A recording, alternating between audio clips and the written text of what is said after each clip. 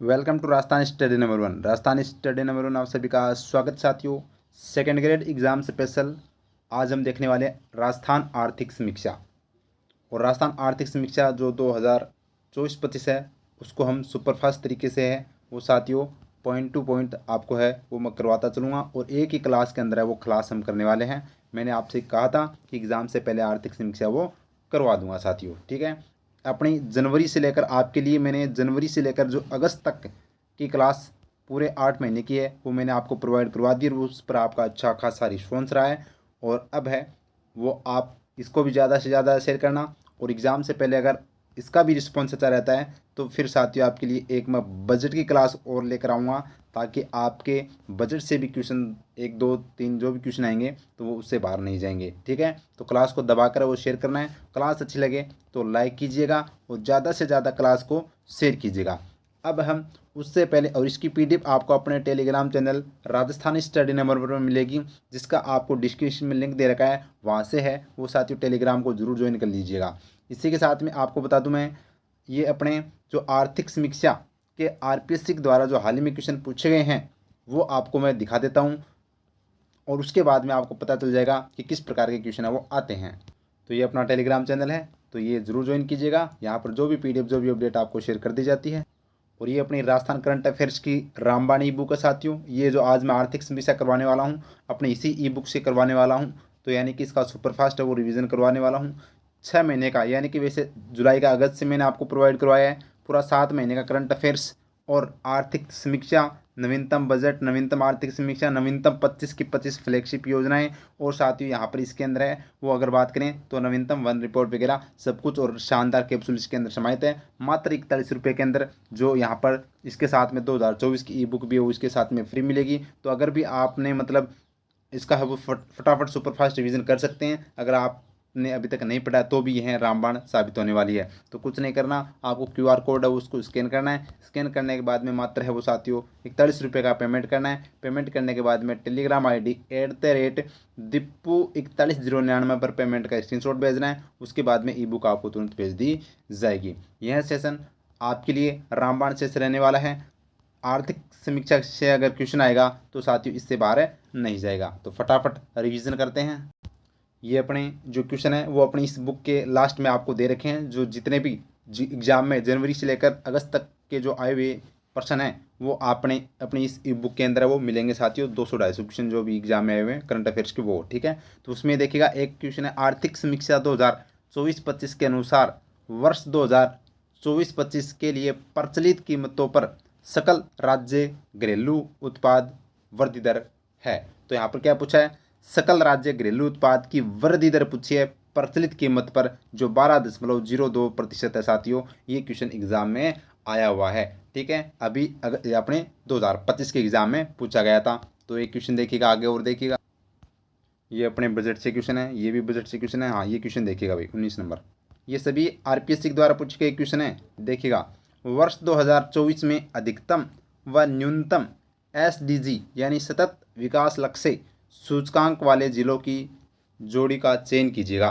तो यहाँ पर ये भी आर्थिक समीक्षा से क्वेश्चन पूछा गया साथियों। तो अगर बात करें तो 2024 के अंदर जो अधिकतम व न्यूनतम एसडीजी की बात करें तो अधिकतम झुंझुनू का है। तो यहाँ पर सतत विकास लक्ष्य के अंदर एसडीजी में 1 नंबर पर कौन है, झुंझुनू है। और सबसे अंतिम नंबर पर कौन है, जैसलमेर है। ये आपको पता होना चाहिए साथियों, ठीक है। उसके बाद में आगे देखिएगा ये बजट के क्वेश्चन है जो एग्जाम में पूछे गए थे।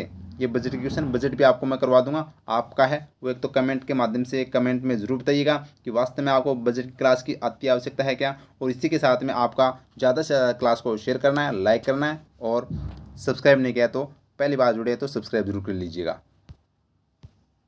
ये देखिएगा और देखिएगा अपना ये क्वेश्चन वापस सबसे ज़्यादा क्वेश्चन है वो यही पूछा जा रहा है। राजस्थान सतत विकास लक्ष्य सूचकांक 2024 में किस जिले में ने प्रथम स्थान प्राप्त किया है। तो ये झुंझुनू जिले ने है वो प्रथम स्थान प्राप्त किया साथियों। तो इस तरह से क्वेश्चन पूछा जा रहा है। ये अपने आर्थिक समीक्षा में आपको मैं करवाने वाला हूँ। राजस्थान आर्थिक समीक्षा 2024-25 के अनुसार राजस्थान में कितने विश्व धरोहर स्थल है। तो 9 धरोहर स्थल है साथियों। तो इस प्रकार के क्वेश्चन है वो आने वाले।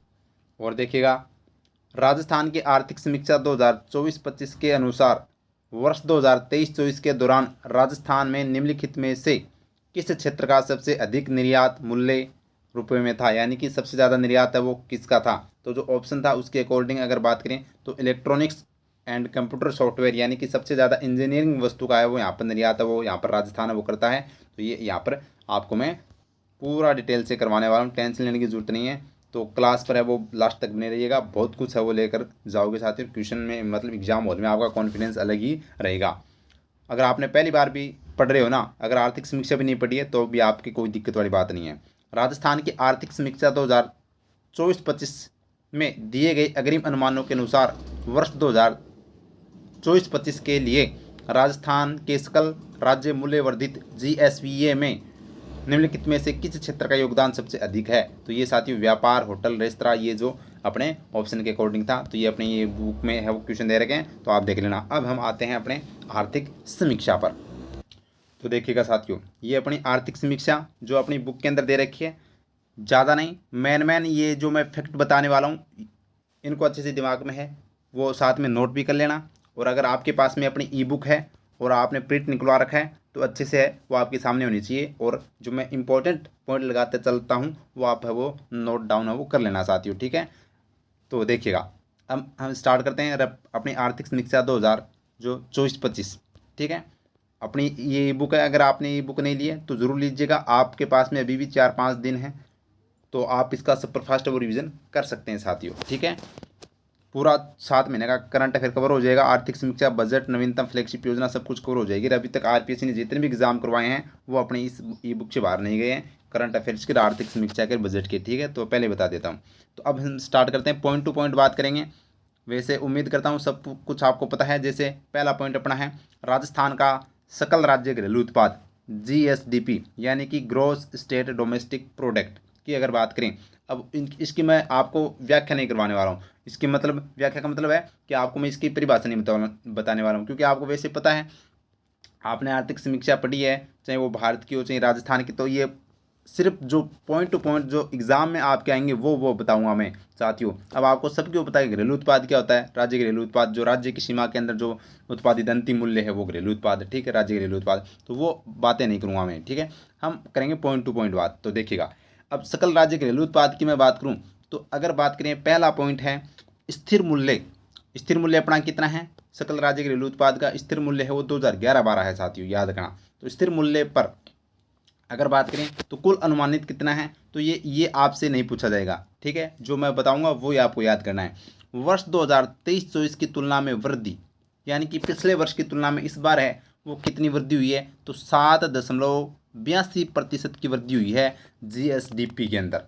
जबकि देश के, ये इंपॉर्टेंट पॉइंट है, इस पॉइंट को आप दिमाग में नोट बिठा लेना, स्टार लगा रहा हूँ मैं, ठीक है। तो देश में सकल राज्य घरेलू उत्पाद का है वो कितना प्रतिशत है, तो यानी देश का, मान लो देश के अंदर 100% है, देश का जीडीपी कितनी है, देश की जीडीपी 100% है। उसमें से राजस्थान का योगदान की बात करें तो राजस्थान का है वो 4.90% है वो स्थिर मूल्य पर है साथियों। स्थिर मूल्य की अगर मान लो जीडीपी देश की 100% है, उसमें से राजस्थान है वो कितना है, राजस्थान का 4.90% योगदान है, ये अपने को ध्यान रखना है। तो वेरी वेरी इंपॉर्टेंट है। जबकि वृद्धि दर की बात करें पिछले वर्ष की तुलना में तो 7.82% की है। ये इतनी बात क्लियर है। तो आगे बढ़ते हैं, अब बढ़ते हैं प्रचलित मूल्य की ओर। स्थिर मूल्य हमने देख लिया, स्थिर मूल्य की वृद्धि दर 7.82% है पिछले वर्ष की तुलना में। और देश के जो सकल घरेलू उत्पाद है उसका है वो राजस्थान का स्थिर मूल्य पर है वो साथियों याद रखना 4.90% है। इतनी बात क्लियर है, इतनी बात क्लियर है। तो आगे देखिएगा, प्रचलित मूल्यों की बात करते हैं। प्रचलित मूल्यों में ये आपको ध्यान नहीं रखना है, ठीक है। फिर भी देखिएगा, अब देखिएगा वर्ष 2023-24 की तुलना में वृद्धि, यानी कि प्रचलित मूल्य पर 7.82% था, तो अपनी सॉरी स्थिर मूल्य पर, तो प्रचलित मूल्य पर कितना है 12.02%। और ये एग्जाम में पूछा गया था, अभी मैंने क्वेश्चन दिखाया था ना, अभी दिखाया था कि अपने प्रचलित मूल्यों पर राजस्थान का सकल घरेलू उत्पाद में वृद्धि दर कितनी थी, तो ये साथियों 12.02% थी। ये अपने को ध्यान रखना है, ठीक है। जो देश के सकल राज्य घरेलू उत्पाद का कितना है 5.26% है। स्टार लगा लीजिएगा, स्टार लगा लीजिएगा, जो मैं स्टार लगा रहा हूँ उसको आप अच्छे से दिमाग में नोट कर लेना। तो अगर आपसे पूछा जाए प्रचलित मूल्यों पर है वो सकल राज्य घरेलू उत्पाद का देश में है वो राजस्थान का योगदान कितना है, तो 26% है, जबकि स्थिर मूल्य पर है वो 4.90% है। ठीक है, ये अपने को ध्यान रखना है। आगे बढ़ते हैं। अपना पहला पॉइंट ये अपना अखिल, ये अपनी भारतीय सकल घरेलू उत्पाद है, यानी कि आपके इंडिया की भी इकोनॉमी दे रखी है, तो आपको पता होना चाहिए साथियों। स्थिर मूल्य पर भारत का जो जीडीपी की बात करें तो वो कितनी है, वैसे तो ये याद रखना, वृद्धि दर याद रखना आपको। ठीक है, वर्ष 2023-24 की तुलना में वृद्धि है वो 6.4% है, याद रखना। जबकि राजस्थान की कितनी थी, 7.82% थी। तो यानी कि अगर मैं बात करूं तो यहाँ पर राजस्थान से है वो वृद्धि दर है वो भारत की जो स्थिर मूल्य पर है वो क्या है, कम है ना।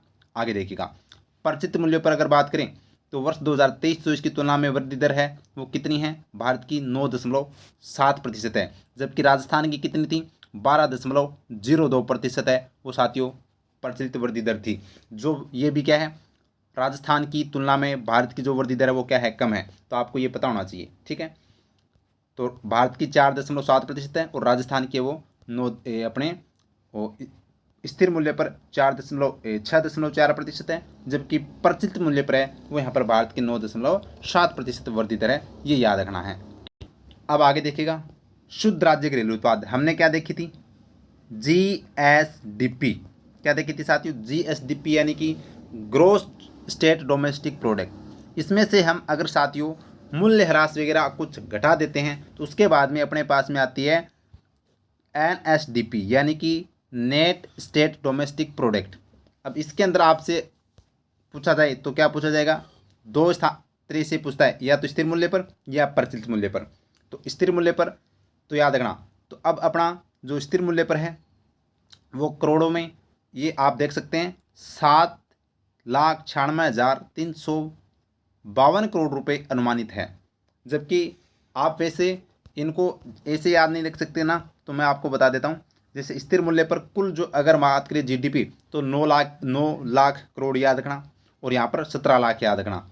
इनका आप है वो साथियों कम कर देना, 2 2 3 3। ठीक है, तो अब अपना शुद्ध राज्य घरेलू उत्पाद 7 लाख से 2 लाख कम कर दो तो 9,96,352 करोड़ है, वो अपना अनुमानित है स्थिर मूल्य पर। और प्रचलित मूल्य पर है वो 15 लाख, जो 17 लाख से था वो 15 लाख, ये अपना अनुमानित है नेट जो अपना एनएसडीपी।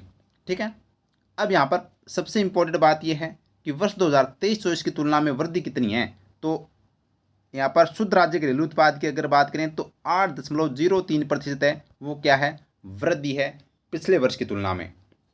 तो यह वृद्धि देखने को मिलती है, जबकि प्रचलित कीमत पर आपसे पूछा जाए तो कितनी है, 12.23% की वृद्धि है वो देखने को मिली है शुद्ध राज्य घरेलू उत्पाद के अंदर। साथियों पूरी आर्थिक समीक्षा करवाने वाला हूँ, जितना भी इसमें लगेगा आप है वो निश्चित रूप से वो बने रहिएगा। और आपके एग्ज़ाम हॉल में है वो साथियों क्वेश्चन हूबहू आएंगे, तो आप कॉन्फिडेंस के साथ वो जाइएगा। और यह आपके एग्ज़ाम के लिए रामबाण क्लास है वो रहने वाली है। कोशिश करूँगा कि 1-1.5 घंटे के अंदर इस क्लास को जल्दी से जल्दी हुआ मेन पॉइंट है वो आपको याद करवाता चलूँ। तो ठीक है, तो अभी तक आपको हमने क्या देखा, देखिएगा अभी तक मैं रिवीजन करवा देता हूँ, रिवीजन करते चलेंगे, कोई दिक्कत वाली बात नहीं है। तो अभी तक हमने बात करें तो एक तो राजस्थान की हमने क्या देखी साथियों, जीएसडीपी देखी। ठीक है, एक हमने नेट एनएसडीपी। ठीक है, तो याद रखना इस पर जो स्थिर मूल्य पर वृद्धि थी वो 7.82% की थी, जबकि प्रचलित मूल्य पर थी वो 12.02% की थी। इतनी बात क्लियर है। उसके बाद में हमने यहाँ पर देखी साथियों जो एनएसडीपी पर जो वृद्धि दर देखी है वो 8.03% की देखी है। और जो प्रचलित मूल्य पर हमने जो एनएसडीपी देखी राजस्थान की वो देखी है 12.23%। इतनी बात क्लियर है। इससे पहले हमने भारत की भी वृद्धि दर देखी है, स्थिर मूल्य पर देखिए वो 6.4% की, और प्रचलित मूल्य पर है वो साथियों हमने 9.7% की वृद्धि दर है वो देखी है। इतनी बात क्लियर है क्या, ये 3 पॉइंट हमने अभी तक पढ़े हैं और उम्मीद करता हूँ तीनों के तीनों आपको वो क्लियर होंगे। अब आगे बढ़ते हैं।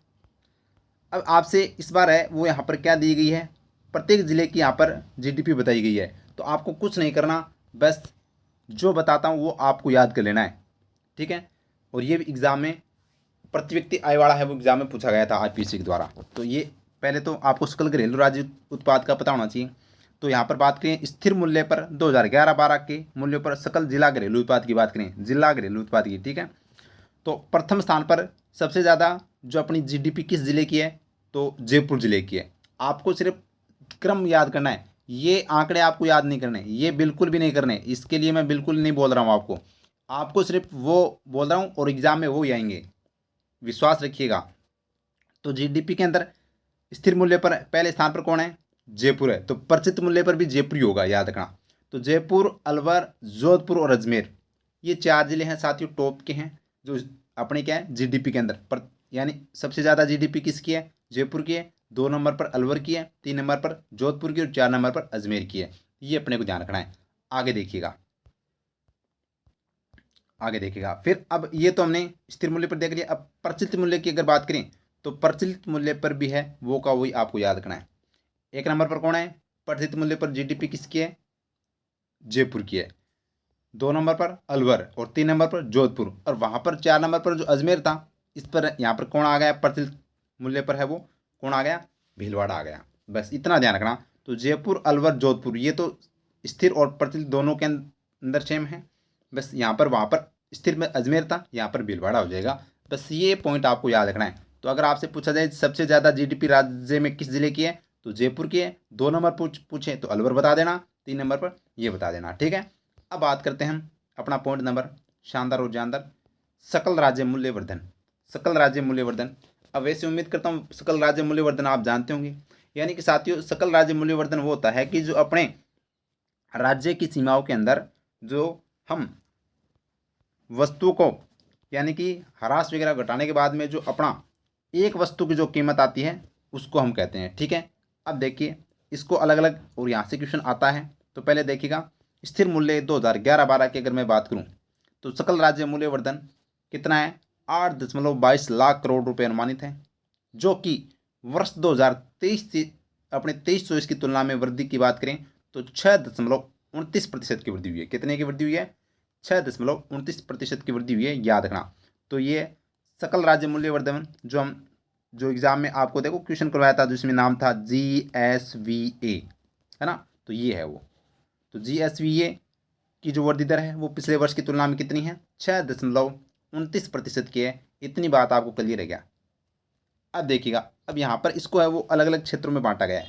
तो स्थिर मूल्य की बात करें तो 2011-12 में क्षेत्रवार योगदान, तो यानी कि साथियों आपको बता दूं जो मूल्यवर्धन क्षेत्र होता है, यानी सकल राज्य मूल्यवर्धन क्षेत्र की बात करें तो अपने राज्य की सीमा के अंदर जैसे कृषि, उद्योग और सेवा क्षेत्र में जो वस्तु का जो अंतिम मूल्य होता है वो साथियों क्या होता है, सकल राज्य मूल्यवर्धन होता है। तो यहाँ पर बात करें तो सभी क्षेत्रों को इसमें शामिल किया जाता है और फिर वो ये निकाला जाता है। तो अब बात करें यहाँ से क्वेश्चन एग्जाम में पूछा जाएगा और वेरी वेरी इंपॉर्टेंट, स्टार लगा लीजिएगा, इस स्लाइड से आपको क्वेश्चन है वो देखने को मिल सकता है। तो देखिएगा स्थिर मूल्य अपना 2011-12 आपको बार बार बोलने की आवश्यकता नहीं है, आप जानते हो सब। पर क्षेत्रवार योगदान की बात करें तो कृषि का योगदान कितना है स्थिर मूल्य पर, 26.54% है। उद्योग का कितना है, 28.29% है। और सेवा क्षेत्र का योगदान कितना है साथियों, तो ये 45.07% है। अब यहाँ से आपको क्या समझ में आया कि सबसे ज़्यादा जो योगदान है वो किस क्षेत्र का है स्थिर मूल्य पर, सेवा क्षेत्र का। सबसे कम किसका है, कृषि क्षेत्र का, याद रखना। तो 1 नंबर पर सेवा क्षेत्र है, 2 नंबर पर है वो साथियों अपना उद्योग है, और 3 नंबर पर है वो अगर बात करें तो योगदान में तो वो कृषि क्षेत्र है। ये अपने को ध्यान रखना है। 26.54 कृषि का है, 28.39% है वो उद्योग का है, और 45.07% है वो सेवा क्षेत्र का योगदान है। अब यहाँ पर बात कर लेते हैं प्रचलित मूल्य पर। तो स्थिर मूल्य पर जो कितना था, 8.22 लाख करोड़ रुपए अनुमानित था, और वृद्धि दर है वो 6.29% थी वो। अब बात करते हैं प्रचलित मूल्य पर। तो प्रचलित मूल्य पर है वो कितना है, 15.70 लाख करोड़ रुपए अनुमानित है, और वर्ष 2023-24 की तुलना में वृद्धि की बात करें तो ये वृद्धि आपको ध्यान रखनी है 10.83%। कितनी है, 10.83% है वो साथियों वृद्धि दर है प्रचलित मूल्य पर GSV की। अब यहाँ पर देखिएगा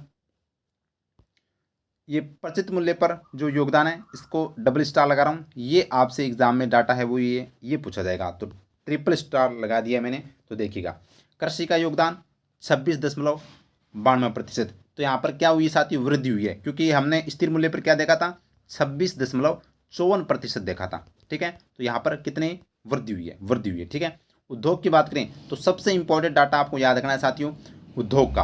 उद्योग में है वो साथियों कमी हुई है, प्रचलित मूल्य पर है वो 27.16% है, जबकि यहाँ पर क्या हुई है, कमी हुई है। जबकि हमने क्या देखा था साथियों, 28.39% है वो स्थिर मूल्य पर था। तो उद्योग का जो योगदान था वो स्थिर मूल्य पर कितना था, 28.39% था। और इस जबकि प्रचलित प्रचलित पर कितना है, तो ये है साथियों 27.16% है। तो यहाँ पर क्या करें, यहाँ पर देखें तो साथियों क्या हुई, कमी हुई है। और सेवा क्षेत्र का योगदान है वो 45.92% है, जो इसमें भी क्या हुई है, तो इसमें वृद्धि हुई है, इसमें कमी हुई है, इसमें वृद्धि हुई है। अब इसमें वृद्धि कितनी हुई है, तो स्थिर मूल्य पर कितना था अपना, हमने देखा था 45.07% देखा था। ठीक है, तो अब देखें तो यहाँ पर भी क्या हुई है, वृद्धि हुई है। तो ये आप देख सकते हैं। तो सबसे ज़्यादा अगर बात करें कमी, यानी एकमात्र कमी किस क्षेत्र में हुई है, तो उद्योग में हुई है। याद रखना, वेरी वेरी इंपॉर्टेंट है एग्जाम की दृष्टि से। ठीक है, तो ये अपना स्थिर मूल्य वाला है, कन्फ्यूज नहीं होना है। और ये अपना प्रचलित मूल्य वाला है। तो 26.54 से 26.92%, 28.39 से 27.16% और 45.07 से है वो यहाँ पर बात करें प्रचलित में 45.92%। तो इस तरह से आपको याद रखना है। ठीक है, इतनी बात क्लियर है, आगे बढ़ते हैं। इतनी बात क्लियर है तो आगे बढ़ते हैं। ये भी मैं साथियों आपको पॉइंट टू पॉइंट बता रहा हूँ, फिर इनको हम डिटेल से भी देखेंगे। कृषि को, उद्योग को, सेवा को, इनको हम डिटेल से भी देखने वाले हैं। टेंशन लेने की बिल्कुल भी अति आवश्यकता नहीं है। अब देखिएगा प्रति व्यक्ति आय, जो आपके एग्जाम में जहाँ से क्वेश्चन पहले वो हम याद कर लेते हैं, जो एग्जाम में क्वेश्चन सीधे सीधे बनेंगे। ठीक है, फिर हम डिटेल से भी देखेंगे, तो टेंशन लेने की बात नहीं है। आज के सेशन में आपको है वो आर्थिक समीक्षा से क्वेश्चन बाहर नहीं जाने दूंगा। बस आप तो है वो क्लास को लाइक करते रहेगा, शेयर करते रहेगा, और पहली बार जुड़े तो सब्सक्राइब जरूर कर लेना। अपने एक क्लास आपको बजट की मिलेगी, जिसमें पूरा बजट आपको मैं करवा दूंगा 1-1.5 घंटे के अंदर। ठीक है, आगे देखिएगा, स्थिर मूल्य की बात करते हैं 2000। और एक मेरे को कमेंट में ये भी बता दिया, क्योंकि आपके खेल और खिलाड़ी वाला टॉपिक है, वहाँ से क्वेश्चन आने की संभावना है। तो राजस्थान के जो जितने भी इंपॉर्टेंट खेल और खिलाड़ी हैं वो भी मैं करवाने वाला हूँ। लेकिन आपका इस क्लास के प्रति कितना प्यार रहेगा वो हम देखेंगे, उसके बाद में साथियों कोशिश करूँगा मैं। ठीक है, स्थिर मूल्य की बात करते हैं, प्रति व्यक्ति भाई, यहाँ से भी क्वेश्चन है वो साथियों आता है, याद रखना भाई, वेरी वेरी इंपॉर्टेंट है। प्रति व्यक्ति आय की बात करें तो स्थिर मूल्य पर है वो कितना है, राजस्थान का प्रति व्यक्ति आय 96,638 रुपये, यानी कि प्रत्येक व्यक्ति है वो 96,638 रुपये वो कमा रहा है। याद रखना, एक साल के अंदर, न कि एक महीने में। ठीक है, एक साल की बात हो रही है। वर्ष 2023-24 की तुलना में कितनी वृद्धि हुई है, 6.88% की वृद्धि हुई है।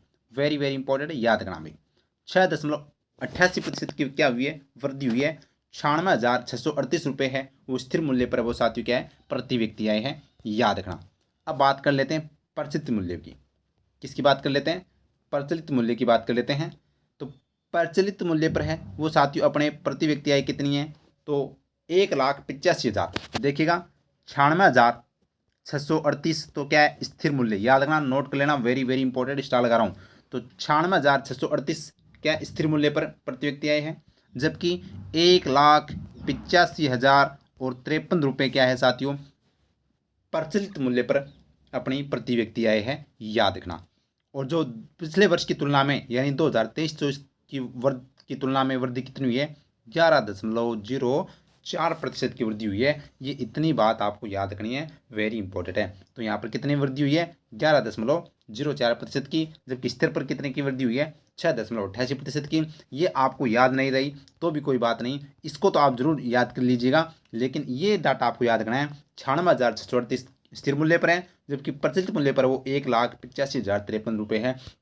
इतनी बात क्लियर है क्या। फिर आपके लिए साथियों अपनी इस बुक के अंदर प्रत्येक आपको पेज पर मिलेंगे मोटिवेशन कोटेज। तो देखिएगा, मेहनत करने से शरीर टूटे कोई बात नहीं, लेकिन माँ बाप के सपने नहीं टूटने चाहिए साथियों, माँ बाप के सपने नहीं टूटने चाहिए। सबसे ज़्यादा जो माता पिता को उम्मीद होती है वो अपने बच्चों से होती है। और आप ध्यान रखना, आपका जो साथ, चाहे वो आप हार रहे हो या जीत रहे हो, सबसे ज़्यादा जो साथ है वो कौन देते हैं, माता पिता देते हैं। आपकी चाहे परिस्थिति कैसी हो साथियों, लेकिन माता पिता है वो आपका निस्वार्थ भाव से साथ देते हैं। तो उनकी है जो उम्मीदें हैं वो आपको तोड़ना नहीं है, अपनी मेहनत करना है, जी जान लगाने देनी है, पूरी जितनी भी ताकत है उसको है वो आपको झोंक देना है। अब आगे बढ़ते हैं अपने, देखिएगा स्थिर मूल्य पर जिला प्रति व्यक्ति आय, तो जिस तरह से हमने जीडीपी देखी थी जिला वाइज, सबसे ज़्यादा जीडीपी किसकी है, चाहे वो स्थिर पर हो चाहे प्रचलित पर हो। याद रखना जो शुरुआत के 2-3 जिले याद रखने हैं, जयपुर, अलवर, जोधपुर, ठीक है, स्थिर मूल्य और प्रचलित मूल्य पर थे। अब हम बात कर लेते हैं स्थिर 2011-12 पर जिला प्रति व्यक्ति आय की बात करते हैं, तो टॉप पर कौन है, तो टॉप पर साथियों यहाँ पर प्रति व्यक्ति आय में कौन है, अलवर है। याद रखना भाई, ये क्वेश्चन पूछा गया था। तो जिला यानी प्रति व्यक्ति आय वाला जिला वाइज पूछा गया था, तो अलवर जिला याद रखना भाई, वेरी वेरी इंपॉर्टेंट है। तो प्रति व्यक्ति आय सबसे ज़्यादा किस जिले की है, अलवर जिले की है। अलवर जिले के जो स्थिर मूल्य पर बात करें तो प्रति व्यक्ति आय कितनी है, 1,47,839 रुपये है साथियों, याद रखना, ठीक है। ये आपको जिला सिर्फ याद रखना है, अलवर, जयपुर, राजसमंद और भीलवाड़ा, ये स्थिर मूल्य पर क्या है, प्रति व्यक्ति आय इनकी ज़्यादा है, ठीक है। तो 1 नंबर पर अलवर है, 2 नंबर पर जयपुर है, 3 नंबर पर राजसमंद है और 4 नंबर पर भीलवाड़ा है, ठीक है। क्योंकि अलवर साथियों राजस्थान का हम बात करें तो यहाँ पर सबसे ज़्यादा उद्योग वगैरह स्थापित हुए हैं और यहाँ पर लोगों की इनकम अच्छी हुई है, तो इसलिए 1 नंबर पर कौन है, अलवर है। 2 नंबर पर है वो जयपुर है, क्योंकि राजस्थान की राजधानी है, अच्छी जनसंख्या रहती है, अच्छे काम होते हैं, तो यहाँ पर 2 नंबर पर। 3 नंबर पर राजसमंद याद रखना, और यहाँ पर बात करें भीलवाड़ा 4 नंबर पर है। अब बात कर लेते हैं, हमने स्थिर पर देख लिया, तो प्रचलित मूल्य पर जिला प्रति व्यक्ति आय की बात करें तो फिर से वही कौन आ जाएगा, प्रचलित मूल्य पर याद रखना अलवर। तो यानी अलवर है वो, चाहे स्थिर मूल्य हो चाहे प्रचलित मूल्य हो, कौन है, 1 नंबर पर अलवर है। प्रचलित मूल्य पर अलवर की कितनी है, 2,40,808 रुपये वो प्रति व्यक्ति आए हैं, याद रखना। भीलवाड़ा 2 नंबर पर, जो स्थिर मूल्य पर 4 नंबर पर था वो है, वो कितने नंबर पर आ गया, 2 नंबर पर, यानी कि 4 से आधा कर दो, 2 पर आ गया भाई भीलवाड़ा। और जो 2 पर था वो कौन पर, किस पर आ गया, 3 पर आ गया जयपुर, और अजमेर 4 पर है, याद रखना भाई, ठीक है। आपको टॉप का जिला याद रखना है, स्थिर व प्रचलित मूल्य पर प्रति व्यक्ति आय में पूछे तो अलवर है, अगर जीडीपी के अंदर पूछे तो जयपुर है टॉप पर, याद रखना भाई, ठीक है। आगे बढ़ते हैं नेक्स्ट क्वेश्चन। नेक्स्ट अपना यहाँ पर बात करते हैं प्रति व्यक्ति आय भारत की, ओर याद कर लीजिएगा, क्योंकि भारत की भी आपके एग्जाम में क्योंकि दे रखी है तो इम्पोर्टेंट है। तो देखिएगा, मैं कह रहा हूँ आज का सेशन आपको नंबर दिलाया जाएगा। यह ई बुक आपको साथियों अगर नहीं लिए आपने तो जरूर ले लेना, इसका फटाफट रिवीजन कर लेना, जो मैं आपको क्योंकि यहाँ पर क्लास ले रहा हूँ उसका फटाफट आप वो रिवीजन कर सकते हैं, प्रिंट निकलवा सकते हैं। मात्र 41 रुपये के अंदर यह ई बुक आपको मिलेगी, ठीक है, जिसके अंदर अपना पूरा बजट, पूरी आर्थिक समीक्षा, नवीनतम जो 25 की 25 फ्लैगशिप योजनाएं और 7 महीने का करंट अफेयर्स राजस्थान का, ये आपको सब कुछ मिलेगा। देखिएगा स्थिर मूल्य 2011-12 पर हम देखें क्या देखने वाले हैं, भारत का प्रति व्यक्ति आय, भारत की प्रति व्यक्ति आय 1,12,358 रुपये है साथियों, 1,12,358 रुपये है स्थिर मूल्य पर।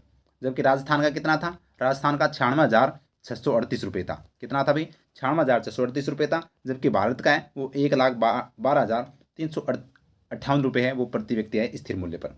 जो पिछले वर्ष की वृद्धि कितनी हुई है, तो 5.3% की वृद्धि हुई है भारत के अंदर, किसके अंदर, भारत के अंदर। जबकि प्रचलित मूल्य की अगर बात करें साथियों, तो प्रचलित मूल्य की अगर बात करें तो भारत की प्रति व्यक्ति आय कितनी है, 2,01,62 रुपये, कितने, 2,01,62 रुपये। जबकि राजस्थान का हमने देखा था 1,85,053 रुपये है वो साथियों, क्या था, प्रचलित मूल्य था प्रति व्यक्ति आय का, याद रखना, ठीक है। जबकि भारत में पिछले वर्ष की तुलना में कितनी वृद्धि हुई है, तो 8.7% की वृद्धि हुई है, कितनी की वृद्धि हुई है, 8.7% की वृद्धि हुई है। जबकि राजस्थान में कितनी हुई थी, 11.04%, ठीक है। तो राजस्थान में ज़्यादा है, राजस्थान में वो इन स्थिर मूल्य और प्रचलित मूल्य से ज़्यादा प्रति व्यक्ति आय में वृद्धि देखने को मिली है, ये बात भी आपको ध्यान रखना है। अब बात कर लेते हैं स्थायी सकल स्थायी पूंजी निर्माण, ये क्या है, तो देखिएगा, यानी आप जानेंगे ना, वैसे स्थायी पूंजी क्या होती है, जैसे स्थायी पूंजी अपने जो जैसे बिल्डिंग हो गई ये स्थायी पूंजी है, फर्नीचर अपना स्थायी पूंजी है, मशीनरी, खेत वगैरह ये सब कुछ है, ये अपनी स्थायी पूंजी है। तो उसके निर्माण में सबसे योगदान किसका रहता है, किस क्षेत्र का क्या योगदान है, तो वहाँ से क्वेश्चन आएंगे, तो वो आपको मैं जो पॉइंट टू पॉइंट जो एग्जाम में आपसे पूछे जाएंगे वो ही बताऊँगा, ठीक है, ज़्यादा लोड लेने की आवश्यकता नहीं है। तो देखिएगा 2023-24 में सकल राज्य जो इसका स्थायी पूंजी निर्माण की बात करें तो राजस्थान का कितना था, 4,48,061 करोड़ था, जो कि सकल राज्य घरेलू उत्पाद का कितना प्रतिशत है, 29.45% है। वेरी वेरी इंपॉर्टेंट, ये पॉइंट आप नोट कर लेना। तो यहाँ पर आपसे पूछा जाएगा जो राजस्थान की जीडीपी है उसका है वो सकल राज्य घरेलू उत्पाद का जो प्रचलित मूल्य पर है वो स्थायी पूंजी का निर्माण कितना है, कितना योगदान है, तो 29 यहाँ पर बात करें 45% है। सीधी सी बात यह है कि जैसे राजस्थान की जीडीपी 100% है, 100% में से साथियों मतलब लगभग 30% है वो किसका योगदान है, तो स्थायी पूंजी का है। यानी कि ऐसी संपत्ति है जो स्थायी है, जैसे भवन हो गई, बिल्डिंग हो गई वगैरह, ये फर्नीचर हो गया, ज़मीन वगैरह हो गई, तो ये क्या है, ये इनका योगदान है सबसे ज़्यादा। यानी कि बात करें 29.45% का योगदान।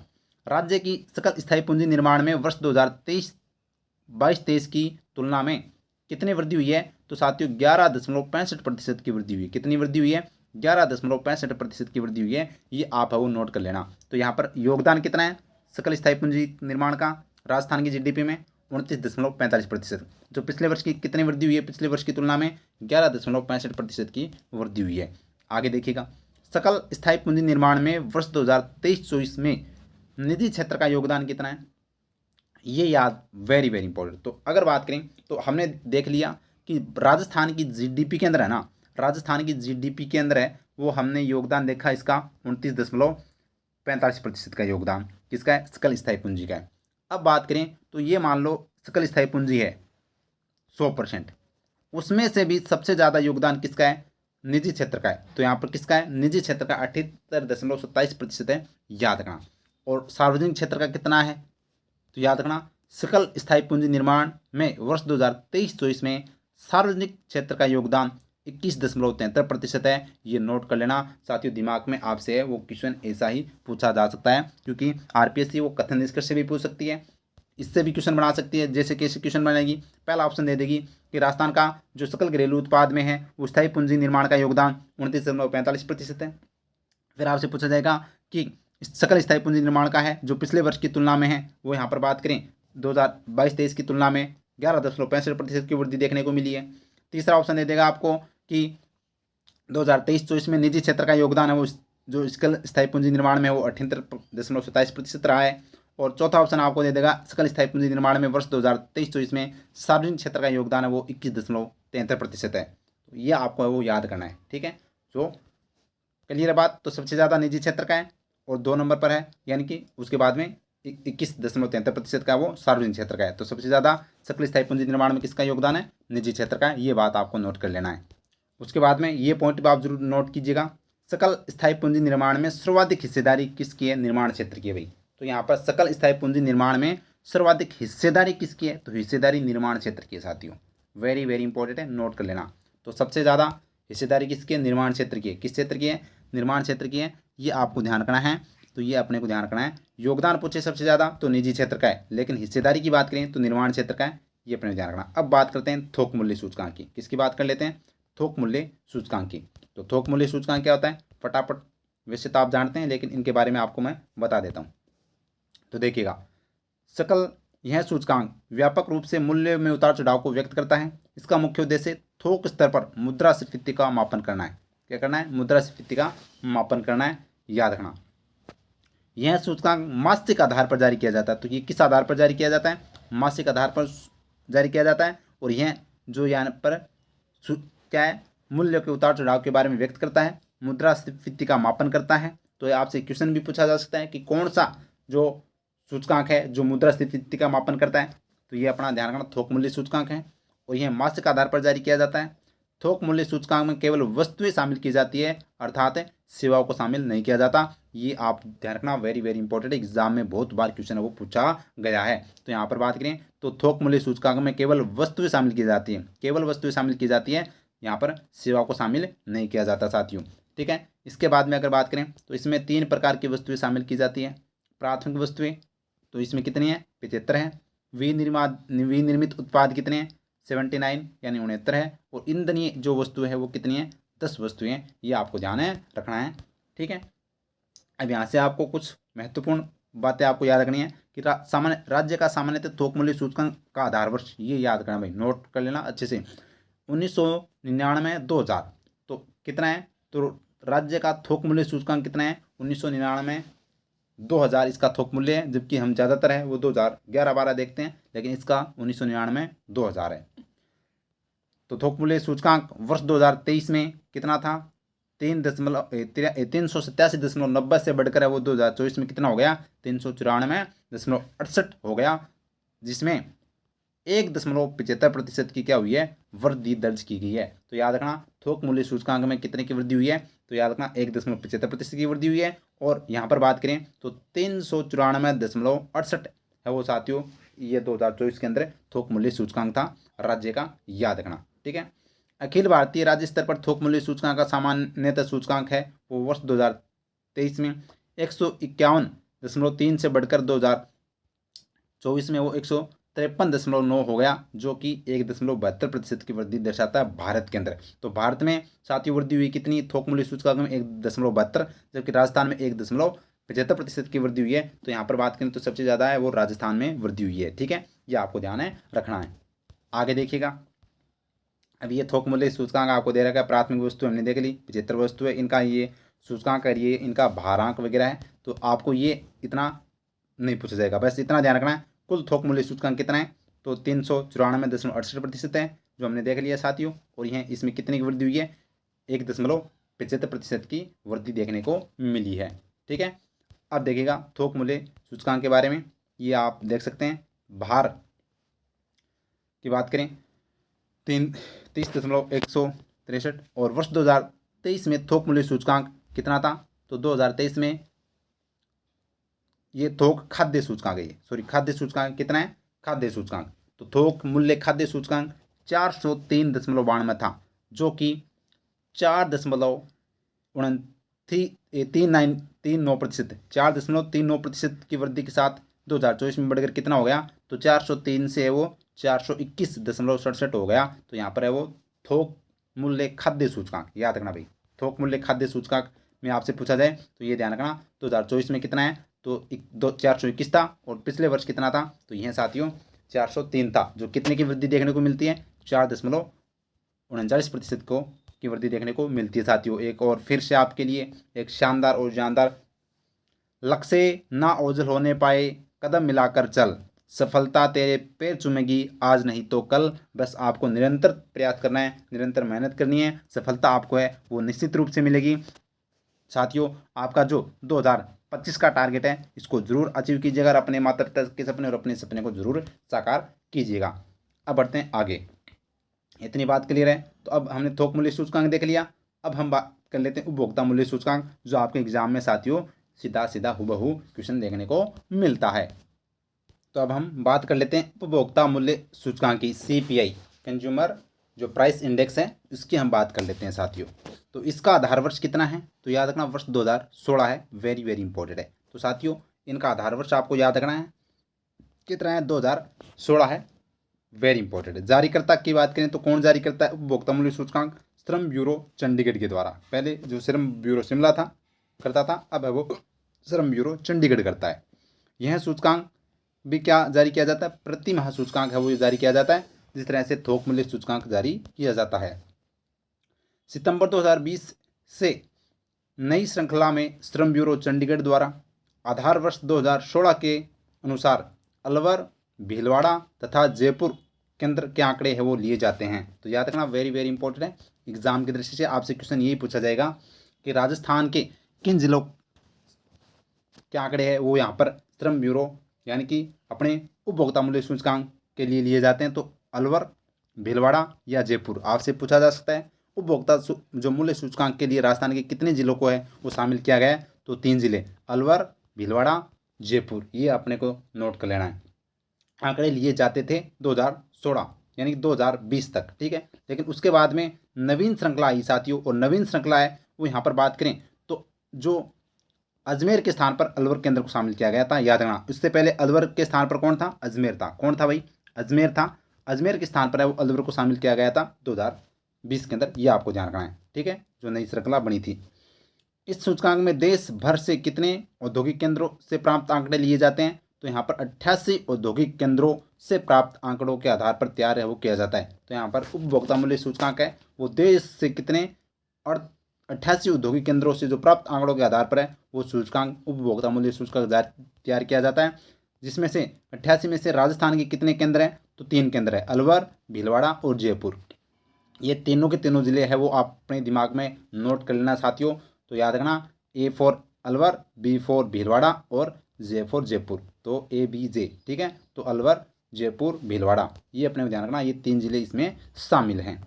अब यहाँ पर बात करें तो नवंबर 2024 तक उपभोक्ता मूल्य के सामान्य सूचकांक में गत वर्ष 2023 की तुलना में अलवर केंद्र से 4.47%, भीलवाड़ा केंद्र से 1.06% और जयपुर केंद्र से 0.79% तथा अखिल भारत पर 3.67% की वृद्धि दर्ज की गई है। तो यहाँ पर बात करें तो अपने आप से क्वेश्चन ये पूछा जाएगा कि उपभोक्ता मूल्य सूचकांक के अंदर है वो 2024 तक की बात करें, नवंबर तक की, तो सबसे ज़्यादा वृद्धि दर है वो किस में देखने को मिलती है? तो अपने अलवर में देखने को मिलती है। अलवर केंद्र से 4.47% की वृद्धि है वो देखने को मिलती है साथियों, याद रखना, ठीक है। अब देखिएगा, यहाँ से क्वेश्चन एग्जाम में आता है। तो देखिएगा, उपभोक्ता मूल्य सूचकांक को 4 श्रेणियों में जारी किया जाता है। कितनी श्रेणियों में? 4 श्रेणियों में। एक तो है औद्योगिक श्रमिकों हेतु, एक है कृषि श्रमिकों हेतु, एक है ग्रामीण श्रमिकों हेतु और एक ग्रामीण, शहरी और संयुक्त श्रमिकों हेतु। तो देखिएगा, आपसे एग्जाम में ये क्वेश्चन सीधा आता है, इनका आधार वर्ष पूछ लिया जाता है और कौन इनको है वो जारी करता है। तो देखिएगा, औद्योगिक श्रमिक का आधार वर्ष कितना है? तो याद रखना, जो CPI यानी कि consumer price index, industrial worker, औद्योगिक श्रमिक का आधार वर्ष कितना है? 2016 है। और ये जारी कौन करता है? श्रम ब्यूरो चंडीगढ़ के द्वारा, श्रम ब्यूरो चंडीगढ़ के द्वारा। कृषि श्रमिकों हेतु आधार वर्ष कितना है? 1986 याद रखना, नोट कर लेना, 1986। और श्रम ब्यूरो चंडीगढ़ के द्वारा जारी किया जाता है। ग्रामीण श्रमिकों हेतु जो आधार वर्ष है वो कितना है? ये भी 1986 और इसका भी कौन है? तो इन तीनों को है वो जारी कौन करता है? श्रम ब्यूरो चंडीगढ़ करता है। औद्योगिक श्रमिक, कृषि श्रमिक और ग्रामीण श्रमिक। इसके अलावा आपको संयुक्त पूछ ले, ग्रामीण और शहरी एवं संयुक्त क्षेत्र, जिनका आधार वर्ष कितना है?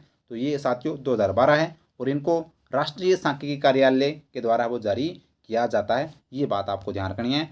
तो इतनी बात क्लियर है। राजस्थान के यहाँ पर बात करें उपभोक्ता मूल्य सूचकांक में 3 जिले आपको याद करने हैं। 3 के अंदर है। सबसे ज़्यादा वृद्धि किस केंद्र पर देखने को मिलती है? अलवर में देखने को मिलती है। अलवर के स्थान पर पहले 2020 से पहले कौन था? तो अजमेर था। उसके बाद में वो अलवर को शामिल कर लिया गया था और यह साथियों प्रति माह जारी की जाती है और श्रम ब्यूरो चंडीगढ़ के द्वारा, और इसका आधार वर्ष 2016 है। इतनी बात क्लियर है। तो अब बढ़ते हैं आगे। अब आते हैं हम अपने डिटेल से चर्चा करते हैं राजस्थान में कृषि एवं संबंधित क्षेत्र। इतनी बात क्लियर है क्या साथियों? इतनी बात क्लियर होगी ना? देखो, हमने अभी तक क्या देखा है? राजस्थान की GDP देखी है। राजस्थान की क्या देखी थी? GDP, ठीक है। उसके बाद में हमने भारत की भी GDP देख ली, प्रति व्यक्ति पर कैपिटल इनकम देख ली अच्छे से, ठीक है, क्लियर है। उसके बाद में GSV के बारे में देख लिया और उसके बाद में GSV के अंदर भी अलग अलग क्षेत्र हमने देख लिए, कृषि, उद्योग और सेवा क्षेत्र, ठीक है। पर कैपिटल इनकम में हमने स्थिर मूल्य और प्रचलित मूल्य पर देख ली। राजस्थान की स्थिर मूल्य पर 96,638 है, जबकि प्रचलित मूल्य पर 1,85,053 रुपये हैं राजस्थान की, याद रखना। अगर बात करें स्थिर मूल्य पर कृषि क्षेत्र का योगदान कितना प्रतिशत था भाई? 26.54% था। तो प्रचलित पर कितना हो जाएगा? 26.92 हो जाएगा, 72 की नहीं 92 हो जाएगा, ठीक है। तो हम अब पूरी डिटेल से चर्चा कर लेते हैं। तो हम बात करते हैं पहले कृषि क्षेत्र के बारे में। किसके बारे में बात करते हैं? कृषि एवं उसके संबंध क्षेत्र के बारे में हम चर्चा कर लेते हैं। तो देखिएगा, राजस्थान में कृषि एवं संबंध क्षेत्र, यहाँ से क्वेश्चन है वो आएगा तो इम्पोर्टेंट है। तो देखिएगा, स्थिर मूल्य की बात कर लेते हैं। तो वर्ष 2024-25 में वर्ष 2023-24 की तुलना में कितनी वृद्धि हुई है कृषि क्षेत्र में? 5.05% की वृद्धि हुई है। कितने की वृद्धि हुई है? 5.05% की वृद्धि हुई है साथियों, याद रखना, वेरी वेरी इंपॉर्टेंट, नोट कर लेना। तो यहाँ पर आपसे पूछा जाएगा कि जो 2024-25 के अंदर है वो यहाँ पर 23-24 की तुलना में कितनी वृद्धि हुई है? तो ये 5.05% की कृषि क्षेत्र में वृद्धि है, उसके संबंधित क्षेत्र में वृद्धि हुई है। उसके बारे में फिर आगे देखिएगा। फिर राज्य के कुल सकल राज्य मूल्यवर्धन यानी GSV में स्थिर मूल्य पर कृषि क्षेत्र का योगदान कितना था? 26.54%। देखिएगा, बताया था मैंने अच्छे से। तो कितना था? 26.54% था। और प्रचलित मूल्य पर ये जाकर कितना हो जाएगा? 26.92% हो जाएगा। कितना हो जाएगा? 26.92% हो जाएगा प्रचलित मूल्य में। तो यहाँ पर कितने की वृद्धि हुई है, तो अगर ये आपको ध्यान रखना है तो ये इसमें 5.5% की। ठीक है, अब देखिएगा प्रचलित मूल्य की हम बात कर लेते हैं। प्रचलित मूल्य की अगर बात करें तो 2024-25 में वर्ष 2023-24 की तुलना में वृद्धि की बात करें तो वृद्धि दर कितनी है, 11.44% है। कितनी है, 11.44% है, जो कि राज्य के कुल सकल मूल्य वर्धन यानी कि जीएसवी में प्रचलित मूल्य पर कृषि क्षेत्र का योगदान कितना है, 26.92 मैंने बताया था आपको। तो यहाँ पर 26 अगर आपसे 54 पूछे तो ये तो स्थिर मूल्य पर योगदान, और 26.92 पूछे तो ये साथियों क्या है, अपना प्रचलित मूल्य पर योगदान है। तो प्रचलित मूल्य पर जो योगदान में वृद्धि हुई है वो कितने की हुई है, 11.44% की। स्थिर मूल्य पर जो वृद्धि हुई है वो कितने की हुई है, तो वो हुई थी साथियों 5.05% की। इतनी बात क्लियर है क्या, इतनी बात क्लियर है। तो आगे बढ़ते हैं, आगे बढ़ते हैं। अब यहाँ पर आपसे एग्जाम में पूछा जाएगा कि कृषि एवं संबंधित क्षेत्र के कितने उपक्षेत्र होते हैं, तो कृषि और संबंधित क्षेत्र के 4 उपक्षेत्र हैं, वह उनका योगदान हम देखने वाले हैं। तो ये यहाँ से क्वेश्चन है वो एग्जाम में आता है। तो कृषि एवं संबंधित क्षेत्र के 4 उपक्षेत्र कौन कौन से होते हैं, तो पशुधन, फसल, वानिकी और मत्स्य। तो कितने हैं, पशुधन, फसल, वानिकी और मत्स्य, ये क्या होते हैं, 4 उपक्षेत्र वो इसमें होते हैं साथियों। अब इनके बाद चर्चा कर लेते हैं इनके बारे में। तो देखिएगा यहाँ से क्वेश्चन है वो एग्जाम में आता ही आता है, डबल ट्रिपल फोर्थ स्टार लगा रहा हूँ, 5 स्टार लगा रहा हूँ भाई, 5 स्टार यहाँ से क्वेश्चन आपको देखने को मिल जाएगा। कृषि एवं संबंधित क्षेत्र के उपक्षेत्रों का प्रचलित मूल्य पर योगदान की बात कर लेते हैं। तो किस पर हम बात करते हैं, प्रचलित मूल्य पर। तो पशुधन का योगदान कितना है, सबसे ज़्यादा जो योगदान है वो किसका है साथियों, पशुधन का है। सबसे ज़्यादा योगदान किसका है, पशुधन का, 46.77% है वो किसका योगदान है, पशुधन का योगदान है। जबकि फसल का योगदान कितना है, 46.17% है। तो यहाँ पर लगभग 46 तो सेम है, लेकिन स्वतंत्र पॉइंटों की अगर बात करें तो सबसे ज़्यादा योगदान, इतना ही याद रखना, सबसे ज़्यादा योगदान पशुधन का, 2 नंबर पर फसल का, 3 नंबर पर वानिकी का और 4 नंबर पर मत्स्य का, याद रखना। फिर आपसे एग्जाम में प्रतिशत भी पूछ सकता है। तो प्रतिशत में अगर पूछे तो सबसे ज़्यादा योगदान पशुधन का कितना प्रतिशत है, 46.77% है। फसल का कितना है, 46.17% है। और वानिकी का कितना है, तो 6.56% है। और मत्स्य का 0.51% योगदान है वो साथियों है, याद रखना। ठीक है, आगे देखिएगा। अब ये इनका, ये तो हमने क्या देख लिया, प्रचलित मूल्य पर है वो योगदान देख लिया कृषि और संबंधित क्षेत्र का, उपक्षेत्रों का। तो याद रखना 4 उपक्षेत्र होते हैं। सबसे कम किसका योगदान है, सबसे कम योगदान मत्स्य का है और सबसे ज़्यादा पशुधन सहाय का है। ठीक है, अब देखिएगा यहाँ पर जीएसवी के अंदर पूछे आपसे, जीएसवी यानी मूल्य कुल, जो जीएसवी के अंदर प्रचलित मूल्य के अंदर कृषि और उसका संबंध क्षेत्र का योगदान पूछे तो पशुधन का सबसे ज़्यादा, पशुधन का 12.59% है, फसल का है वो 12.43% है, वानिकी का 1.77% है और मत्स्य का 0.14% है। ठीक है, तो ये जीएसवी के अंदर है और वो अपने डायरेक्ट प्रचलित मूल्य पर है। अब यहाँ पर बात करते हैं कृषि संबंध के क्षेत्र में, अगर आगे बढ़े तो खाद्यान्न की हम चर्चा कर लेते हैं कि इस बार कुल खाद्यान्न कितना हुआ है और सबसे ज़्यादा खाद्यान्न किस में हुआ, खरीफ में कितना हुआ, रबी में कितना हुआ, ये एग्जाम में आपसे पूछा जाता है। तो देखिएगा खाद्यान्न की बात करें तो कुल खाद्यान्न, ये यहाँ से एग्जाम में इंपॉर्टेंट है, कुल खाद्यान्न, एग्जाम में कुल खाद्यान्न आपसे पूछा जा सकता है। तो देखिएगा वर्ष 2024-25 में राज्य में कुल खाद्यान्न उत्पादन 267.67 लाख मीट्रिक टन होने की वो संभावना वो बताई गई है। तो याद रखना, तो 2023-24 में राज्य में कुल खाद्यान्न की बात करें तो कितना है, 267.67, याद रखना भाई, 267.67 लाख मीट्रिक टन, याद रखना। तो लाख मीट्रिक टन ये आपको याद रखना है, जो कि गत वर्ष, पिछले वर्ष 241 था ना, उस पिछले वर्ष 241 था, इस बार 267 है। तो लाख मीट्रिक टन की तुलना में कितने की वृद्धि हुई है, 10.67% की। तो ये आपको ध्यान रखना, पॉइंटों में तो 67 ही आएगा, यहाँ पर चाहे वो लाख मीट्रिक टन में हो चाहे प्रतिशत में हो। ठीक है, तो यहाँ पर 267 टोटल आपसे पूछा जाए तो 267 लाख मीट्रिक टन खाद्यान्न उत्पादन। और यहाँ पर वृद्धि की बात करें तो पिछले वर्ष की तुलना में 10.67% की वृद्धि देखने को यहाँ पर अधिक है वो यहाँ पर संभावना बताई गई है साथियों। अब खरीफ की बात करें तो यहाँ पर कुल खाद्यान्न के अंदर खरीफ का योगदान कितना है, तो खरीफ की अगर बात कर लेते हैं तो 2024-25 में खरीफ खाद्यान्न का उत्पादन 103.71 लाख मीट्रिक टन की संभावना है, जो कि पिछले वर्ष की तुलना में, पिछले वर्ष कितना ही थी 91.40 लाख मीट्रिक टन था, उससे 13.47% की है यहाँ पर वृद्धि है वो बताई गई है। तो कुल खरीफ आपको याद रखना है 103.71 लाख मीट्रिक टन, वृद्धि आपसे पूछी जाए तो 13.47%। रबी की बात करें तो वर्ष 2024-25 में रबी खाद्यान्न की बात करें तो उत्पादन कितना है 163.96 लाख मीट्रिक टन का अनुमानित है, जो कि पिछले वर्ष की तुलना में 150 जो था उससे है वो कितने की वृद्धि बताई गई है, तो 8.97% की वृद्धि है वो दर्शाता है साथियों। तो ये आपको ध्यान रखना है खरीफ और रबी के बारे में, ठीक है। ये अनाज के बारे में, तो अनाज से आपसे इतना है वो नहीं पूछा जाएगा, ठीक है। जो इंपॉर्टेंट पॉइंट है वो आपको मैं बता देता हूँ। रबी अनाज, दलहन, खरीफ दलहन कुल दलहन पूछा जा सकता है, कुल तिलहन इंपॉर्टेंट है, तिलहन गन्ना और कपास, इन तीनों के आंकड़े और बता देता हूँ, उसके बाद में आगे बढ़ते हैं साथियों, क्योंकि जो मेन एग्जाम की दृष्टि से आपके इंपॉर्टेंट पॉइंट है वही आपको मैं यहाँ पर लगभग बताए हैं और आगे बताने वाला हूँ, जो एग्जाम में साथियों आपको सीधे हूबहू क्वेश्चन देखने को मिलेंगे, उससे बाहर नहीं मिलेंगे, ठीक है। तो देखिए तिलहन की बात करते हैं तो कुल तिलहन का उत्पादन की बात करें तो तिलहन का उत्पादन वर्ष 2023-24 में 24-25 में 96.17 लाख मीट्रिक टन होने का अनुमान है, जो कि पिछले वर्ष की तुलना में कितना था 101.22 लाख मीट्रिक टन था की तुलना में कितने की कमी हुई है, तो याद रखना, वेरी वेरी इंपॉर्टेंट, स्टार लगा लीजिएगा। तो तिलहन के अंदर वो साथियों क्या देखने को मिलेगी, कमी देखने को मिलेगी, कितने की कमी देखने को मिलेगी, तो 4.99 लगभग 5% को कमी देखने को वो यहाँ पर कुल तिलहन के अंदर देखने को मिलेगी।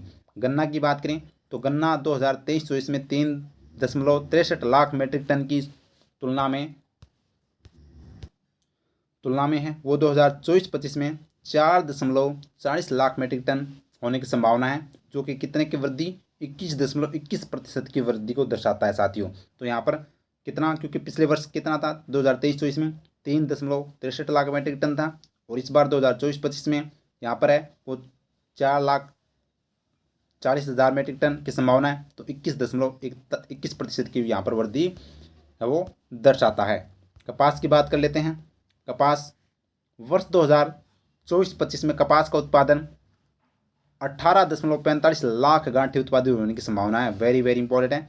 तो यहाँ पर 2024-25 में कपास का उत्पादन 18.45 लाख गांठें उत्पादित होने की संभावना, क्योंकि साथियों इसका गणना वो गांठों में की जाती है कपास का, जो कि जबकि वर्ष 2023-24 में है वो यह उत्पादन 26.21 लाख गांठें था।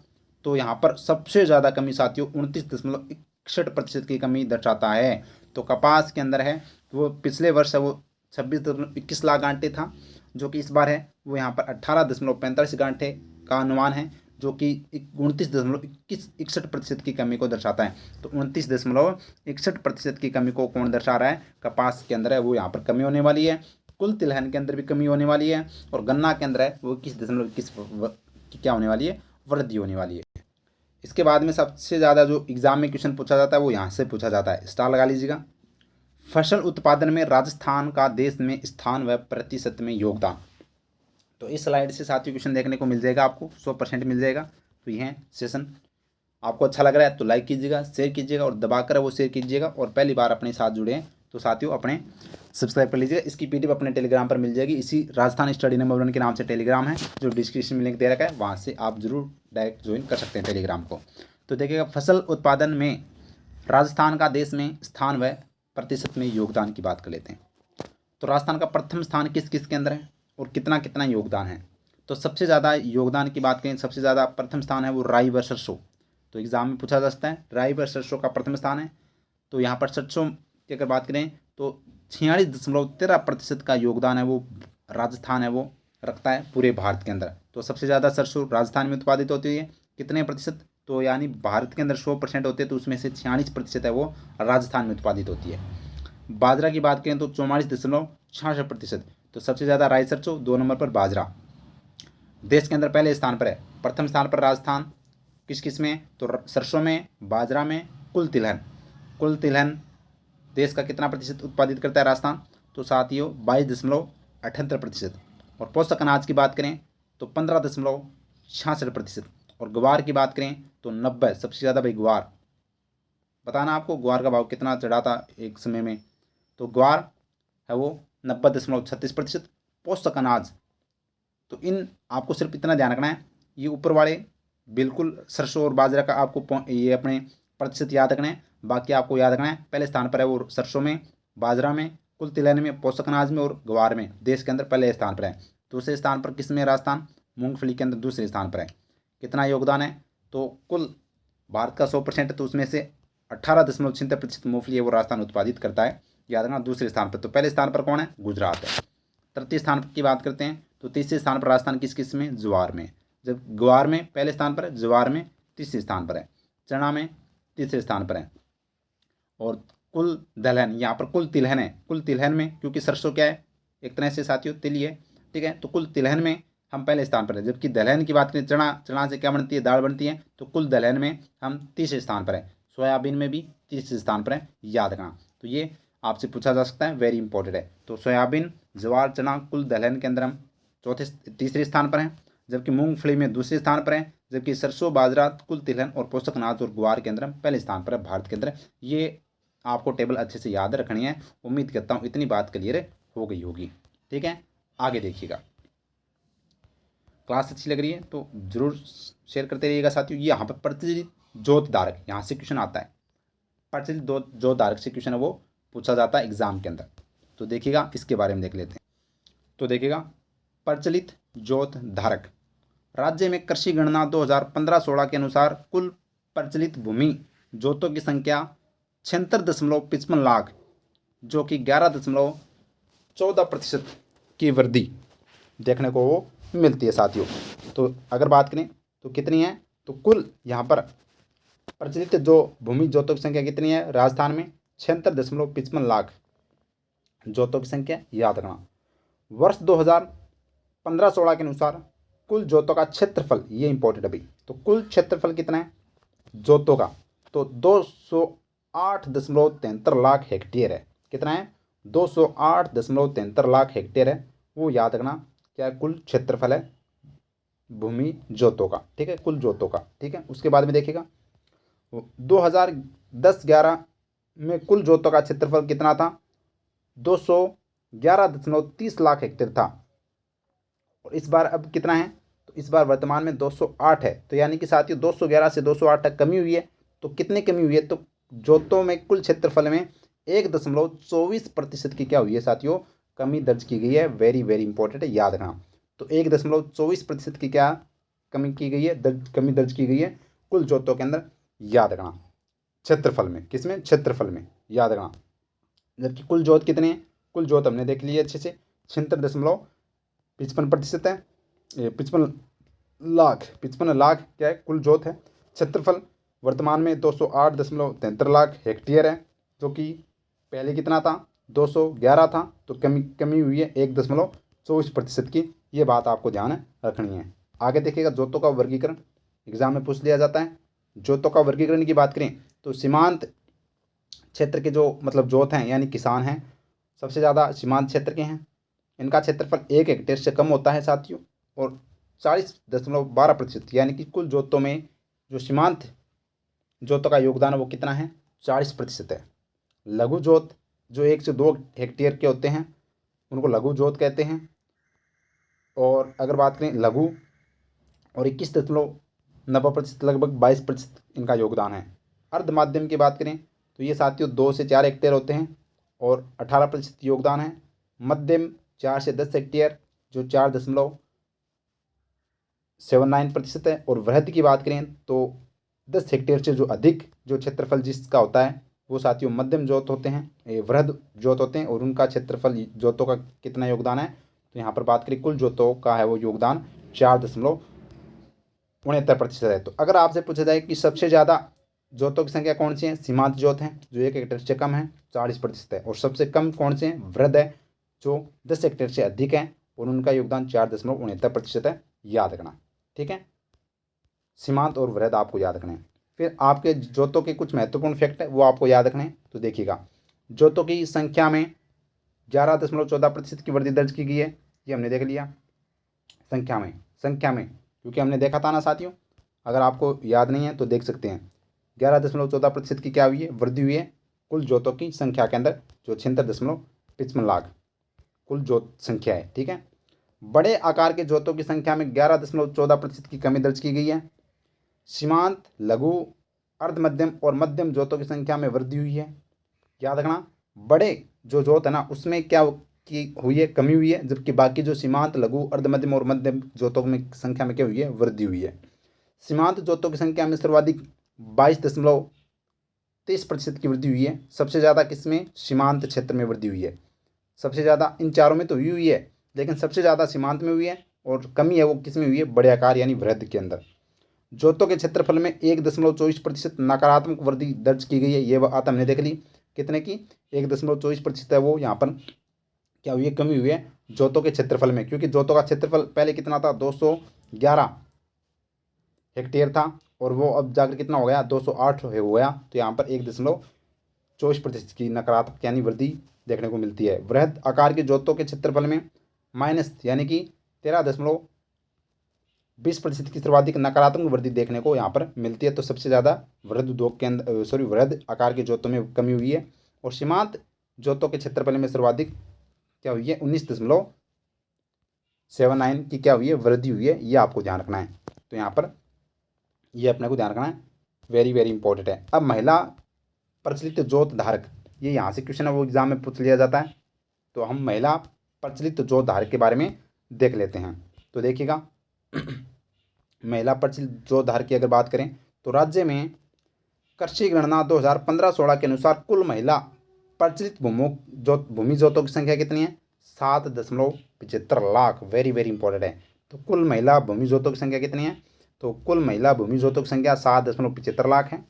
वर्ष 2010-11 में यह संख्या 5.46 लाख थी, अर्थात महिला भूमि जोतों की संख्या 41.94% की वृद्धि हुई है। वेरी वेरी इंपॉर्टेंट है। तो 2010-11 में यह संख्या कितनी थी, 5.46 लाख थी। अब वर्तमान में कितनी है, तो यह साथियों महिला भूमि जोतों की संख्या 7.75 लाख है। तो कितने की वृद्धि हुई है, तो 41.94% की वृद्धि हुई है। वर्ष 2015-16 में महिला भूमि जोतों का क्षेत्रफल कितना है, 16.55 लाख है। कितना है, 16.55 लाख है। याद रखना, वेरी वेरी इंपॉर्टेंट है। तो देखिएगा, 16.55 लाख क्या है, हेक्टेयर भूमि जोतों की संख्या है महिलाओं की, जबकि कुल हमने देखा था कुल भूमि जोतों की संख्या कितनी है वर्तमान में, तो वर्तमान में 208, ठीक है, हेक्टेयर। राज्य में वर्ष 2010-11 में महिला भूमि जोतों का क्षेत्रफल 13.30 लाख हेक्टेयर था, अर्थात महिला भूमि जोतों में कुल क्षेत्रफल में 24.44% की वृद्धि दर्ज हुई है। तो यहाँ पर 2010-11 में कितना था, 13.30 लाख हेक्टेयर था। अब वर्तमान में अगर बात करें तो अब कितना है, 16.55 लाख हेक्टेयर है। तो कितने क्षेत्रफल की वृद्धि हुई है, तो यहाँ पर 24.44% की वृद्धि हुई है। जबकि जोतों की संख्या में कितनी वृद्धि हुई है, तो 41 क्षेत्रफल में पूछे तो आपको 24.44% बताना है। जबकि आपको संख्या पूछे जोतों की तो 41.94% बताना है साथियों, याद रखना। अब यहाँ से ये जो फैक्ट है ये आपको याद रखना है। पुरुष जोतों का औसत आकार कितना है, 2.78 हेक्टेयर है। कितना है, 2.78 हेक्टेयर है। महिला जोत का औसत आकार कितना है, 2.13 हेक्टेयर है। कितना है, 2.13 हेक्टेयर है। और कुल जोतों का औसत आकार कितना है, तो 2.73 हेक्टेयर लगा लीजिएगा स्टार। वेरी वेरी इंपॉर्टेंट है। तो कुल जो जोतों का औसत आकार कितना है, 2.73 हेक्टेयर है। पुरुष जोतों का आकार 2.78 है, और महिला जोतों का वो 2.13 हेक्टेयर औसत आकार है। ये आपको ध्यान रखना, तीनों ही पॉइंट इंपॉर्टेंट है। सबसे ज़्यादा आपको ये याद रखना है, 2.73 हेक्टेयर कुल जोतों का औसत आकार है। इतनी बात क्लियर है। तो आगे बढ़ते हैं, देखिएगा।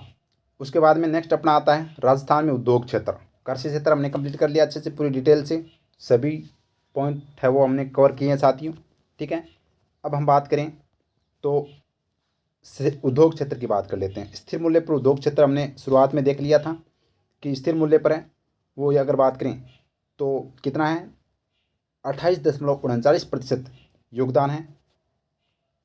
और वृद्धि की बात करें तो 5.77% की वृद्धि है वो देखने को मिलती है पिछले वर्ष की तुलना में। लेकिन याद रखना, मैंने एक शुरुआत में बात ये भी बताई थी कि उद्योग क्षेत्र ऐसा है जिसमें साथियों कमी देखने को मिलती है। क्या देखने को मिलती है? कमी। यह है साथियों 28.39% से वो 27.16% है। वो यहाँ पर वर्तमान प्रचलित मूल्य पर इसका योगदान है। तो यहाँ पर बात करें तो कमी देखने को किस में मिलती है? उद्योग क्षेत्र के अंदर। ठीक है, तो याद रखना स्थिर मूल्य पर कितना योगदान है उद्योग का राजस्थान की जीडीपी में? 28.39% है। और वृद्धि की बात करें तो यहाँ पर स्थिर मूल्य पर वृद्धि हुई है, जबकि प्रचलित पर है वो कमी हुई है साथियों, याद रखना। वैसे वृद्धि तो हुई है लेकिन वैसे कमी हुई है। राज्य में कुल सकल राज्य मूल्य वर्धित जीएसवी में प्रचलित मूल्य पर ये उद्योग है भाई, उद्योग क्षेत्र का योगदान है वो कितना है? 27 प्रचलित मूल्य पर कितना है? प्रचलित मूल्य पर है वो 27.16% है, जो मैंने बताया है। और जबकि स्थिर पर कितना था? 28% था। तो पिछले वर्ष की तुलना में वो साथियों अगर बात करें तो वृद्धि तो हुई है लेकिन इतनी ज़्यादा वृद्धि नहीं हुई है। ठीक है, 7.88% की। तो यहाँ पर उद्योग के अंदर याद रखना स्थिर पर कितना है? 28 और प्रचलित पर कितना है? 27, याद रखना। तो यानी कमी हुई है प्रचलित पर। अब देखिएगा औद्योगिक क्षेत्र के उप क्षेत्रों का कुल जीएसवी में योगदान। तो यहाँ से एग्जाम में क्वेश्चन पूछ लिया जाता है। तो औद्योगिक क्षेत्र का जो उप क्षेत्र है उसका योगदान की बात करें तो विनिर्माण सबसे ज़्यादा योगदान किसका? विनिर्माण का है 11.58%। निर्माण का कितना है? 9.46%। खनन और उत्खनन का कितना है?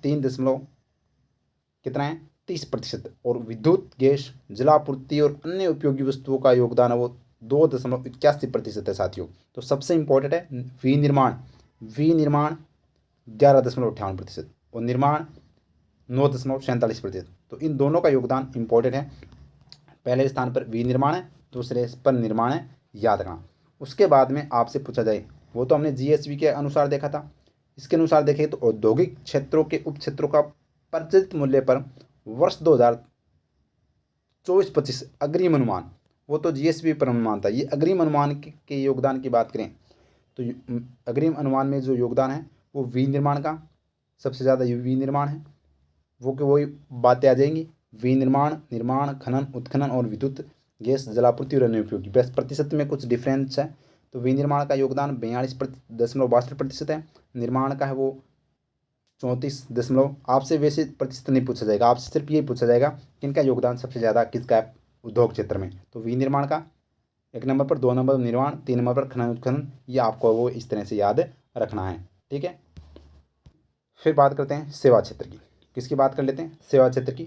तो सेवा क्षेत्र तो देखिएगा स्थिर मूल्य 2011-12 पर हमने पहले भी देख लिया था। स्थिर मूल्य पर जो यहाँ पर 2023-24 में 24-25 में वर्ष 2023-24 की तुलना में कितने की वृद्धि हुई है? 7.38% की साथियों क्या हुई है? वृद्धि हुई है, याद रखना। ठीक है, राज्य में कुल जो राज्य मूल्यवर्धन यानी जीएसवीए में स्थिर मूल्यों पर उद्योग क्षेत्र का योगदान कितना है? तो ये साथियों कितना है? 45.07% है, याद रखना। स्थिर मूल्य पर किस पर है? स्थिर मूल्यों पर। जबकि प्रचलित पर यह 45.92% हो जाएगा। तो यह वृद्धि देखने को हमको मिलती है। तो आगे देखिएगा, प्रचलित मूल्य की अब चर्चा कर लेते हैं। वैसे शुरुआत में हमने इनको है वो अच्छे से चर्चा कर ली थी। तो प्रचलित मूल्य पर अगर देखें तो राज्य में कुल सकल राज्य मूल्यवर्धन जीएसवीए में प्रचलित मूल्य पर सेवा क्षेत्र का योगदान 45.92% है साथियों, जो कि 12.29% या 12.2% है। देख सकते हैं इनका योगदान वो देखने को मिलता है। तो कितना योगदान है? 45.92% योगदान है प्रचलित कीमत पर, याद रखना। अब उसके बाद में यहाँ पर जो सेवा क्षेत्र का योगदान क्षेत्र के उप क्षेत्र में कुल जीएसवी में योगदान की हम बात कर लेते हैं।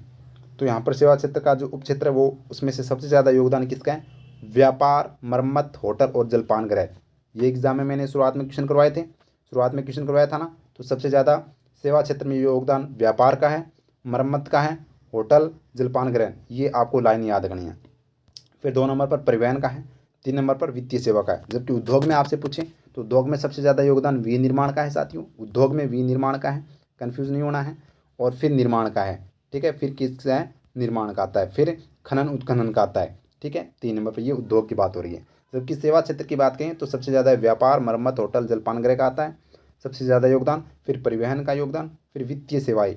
ठीक है, ये अपने को ध्यान रखना है। ऊपर की 3 बातें आपको याद रखनी, 3 आपको याद रखना, 3 पॉइंट आपको याद रखना। सबसे ज़्यादा व्यापार, मरम्मत, होटल, 2 नंबर पर परिवहन, 3 नंबर पर वित्तीय। ठीक है, फिर ये 4 नंबर पर पॉइंट आप याद रखो तो रख लेना। ठीक है, और जबकि लोक प्रशासन का 3.26% योगदान है।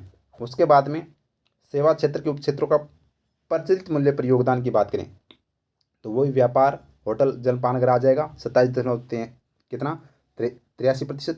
परिवहन कितना आ जाएगा 10.39%। और वित्तीय सेवाएं तो ये वही जो अपना आंकड़ा रहेगा वहीं अपनी रहेगी। तो सबसे ज़्यादा योगदान व्यापार होटल का, 2 नंबर पर परिवहन का, 3 नंबर वित्तीय सेवाओं का, 4 नंबर पर स्थावर संपदा, आवासीय ग्रहों का स्वामित्व और पेशेवर सेवाएं, और 5 नंबर पर वो लोक प्रशासन याद रखना, और अन्य सेवाएं वो ये रह जाएगी। तो सबसे ज़्यादा सेवा क्षेत्र में व्यापार, परिवहन इनका है वो साथियों पहले और दूसरे स्थान पर याद रखना। अब सबसे इंपॉर्टेंट फैक्ट यहाँ से क्वेश्चन एग्जाम में पूछ लिया जाता है और ये मैंने करवाया भी था, याद रखना। तो निर्यात की बात करते हैं कि वर्ष 2023-24 के दौरान राज्य का कुल निर्यात कितना था भाई 83,704.24 करोड़ रुपए था। ठीक है, अब राजस्थान से निर्यात होने वाली वस्तुएं आपको क्रम ये याद रखना है जो एग्जाम में पूछ लिया जाता है, और ये मैंने क्वेश्चन भी दिखाया था, क्वेश्चन आया था ना, इलेक्ट्रॉनिक्स, कंप्यूटर्स सबसे ज़्यादा निर्यात होते हैं। तो ये क्या अभियांत्रिकी वस्तुएं कौन सी आ जाती है, वो अभियांत्रिकी। तो इलेक्ट्रॉनिक सामान जितना भी आ जाता है वो अभियांत्रिकी वस्तु के अंदर आ जाता है। तो राजस्थान से होने वाली सर्वाधिक निर्यात वस्तु कौन सी है, अभियांत्रिकी वस्तुएं, जो 19.82% क्या होती है, राजस्थान से निर्यात होती है। रत्न और आभूषण 2 नंबर पर कौन सा है, रत्न और आभूषण है। 3 नंबर पर धातु वस्तुएं होती है। 4 नंबर पर कपड़ा सबसे ज़्यादा निर्यात होता है। और 5 नंबर पर हस्तशिल्प। ये 5 तक आपको याद रखना है, 5 तक तो आपको याद रखनी है। तो पहले पर अभियांत्रिकी वस्तुएं जैसे इलेक्ट्रॉनिक सामान हो गया, 2 नंबर पर रत्न आभूषण, 3 नंबर पर धातु, 4 नंबर पर कपड़ा, और 5 नंबर पर हस्तशिल्प। इन सभी का निर्यात है वो राजस्थान से होता है साथियों, याद रखना। और बाकी आप है वो अपनी PDF के अंदर आप देख लेना। ठीक है, आगे देखिएगा। उसके बाद में अपना मोटिवेशन कोटेज देखिएगा। हर संभव कार्य करने का एक ही तरीका है, कड़ी मेहनत। हर हर असंभव कार्य को करने का एक ही तरीका है, कड़ी मेहनत। साथियों, आप कड़ी मेहनत से वो असंभव कार्य को भी है वो संभव बना सकते हैं। यानी कि कड़ी मेहनत से भी आप है वो अपने जो विपरीत परिणाम को अपने पक्ष में है वो कर सकते हैं। ये साथियों मेहनत का नतीजा होता है। ठीक है, तो ये आपको ध्यान रखना है। उसके बाद में देखिएगा ऊर्जा से क्वेश्चन आता है भाई, भर भर कर क्वेश्चन आता है। तो ऊर्जा आपको वो अच्छे से पढ़ेंगे हम, ऊर्जा हम क्या पढ़ेंगे, अच्छे से पढ़ेंगे। ठीक है, तो देखिएगा भाई, ऊर्जा की बात कर लेते हैं। दिसंबर 2024 तक राज्य में बिजली की स्थापित क्षमता कितनी है, 26,325.19 मेगावाट है। साथियों, हम आर्थिक समीक्षा की बात कर रहे हैं। ठीक है, दिसंबर 2024 तक के इसमें आंकड़े आर्थिक समीक्षा के अंदर है, तो याद रखना।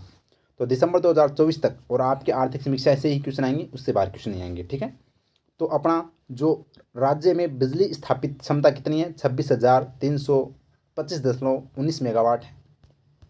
आगे देखिएगा, राज्य की मार्च 2024 तक अधिष्ठापित क्षमता कितनी है। तो राज्य की मार्च 2024 तक अधिष्ठापित क्षमता 24,783.64 मेगावाट थी। याद रखना, वेरी वेरी इंपॉर्टेंट, लगा लीजिएगा स्टार। जो कि दिसंबर 2024 तक बढ़कर 26,325.19 मेगावाट हो गई। ये आपको डाटा याद रखना है, ये डाटा आपको याद रखना है। तो दिसंबर 2024 तक राजस्थान की कुल अधिष्ठापित क्षमता कितनी है ऊर्जा की, तो 26,325.19 मेगावाट।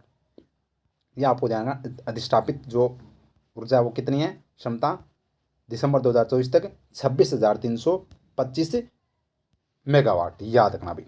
फिर दिसंबर 2024 तक राज्य सरकार की परियोजनाओं से स्थापित थर्मल क्षमता कितनी है। तो थर्मल क्षमता कितनी है, 7,830 मेगावाट है। कितनी है, 7,830 मेगावाट है वो साथियों क्या है, थर्मल क्षमता है दिसंबर 2024 तक राज्य की परियोजनाओं से। राजस्थान में दिसंबर 2024 तक सौर ऊर्जा क्षमता कितनी है, 5,482 मेगावाट, 5,482.66 मेगावाट है वो क्या है, दिसंबर 2024 तक है वो ऊर्जा यानी सौर ऊर्जा क्षमता है। याद रखना भाई, वेरी वेरी इंपॉर्टेंट है। उसके बाद में देखिएगा राज्य की पवन ऊर्जा क्षमता दिसंबर 2024 तक की बात करें तो 4,414.12 मेगावाट है, दिसंबर 2024 तक, याद रखना। उसके बाद में देखिएगा,